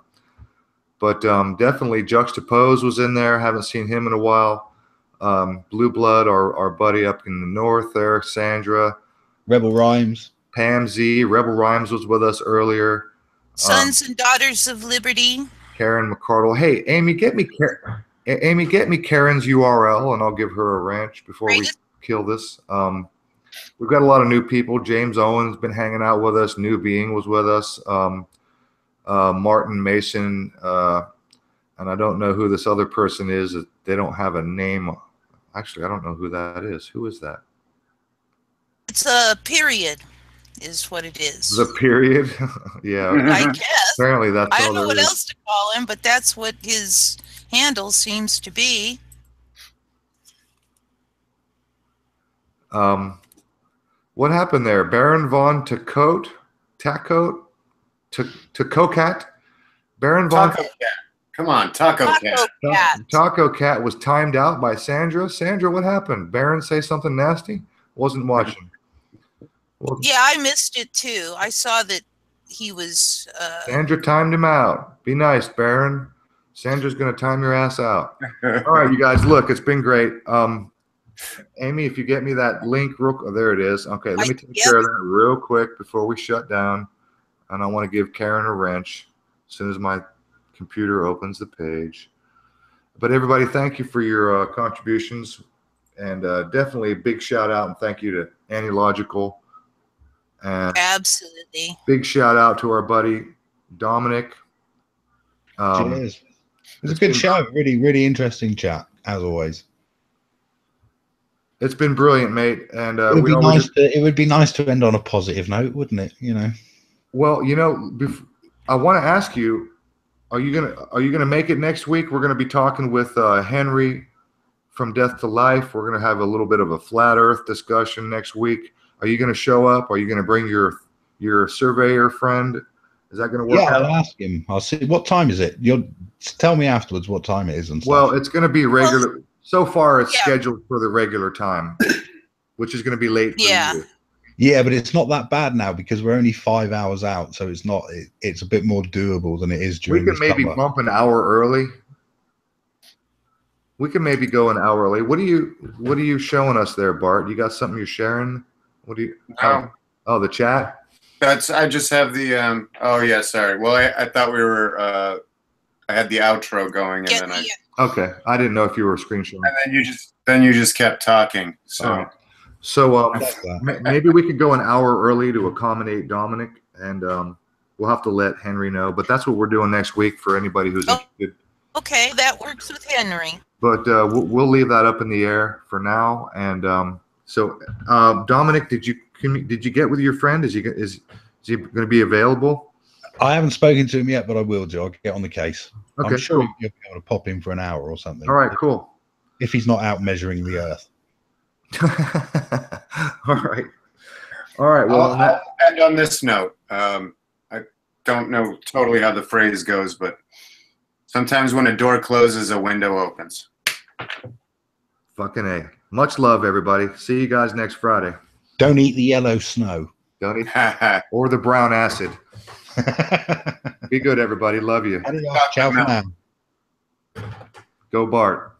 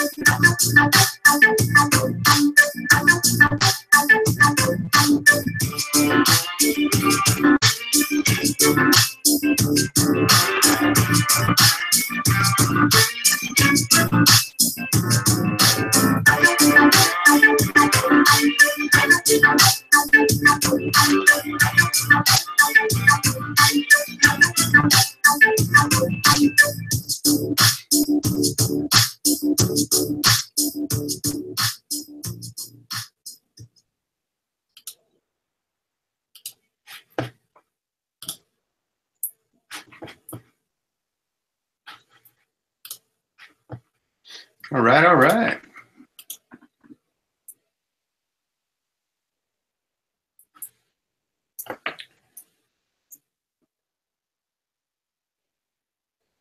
Did it work?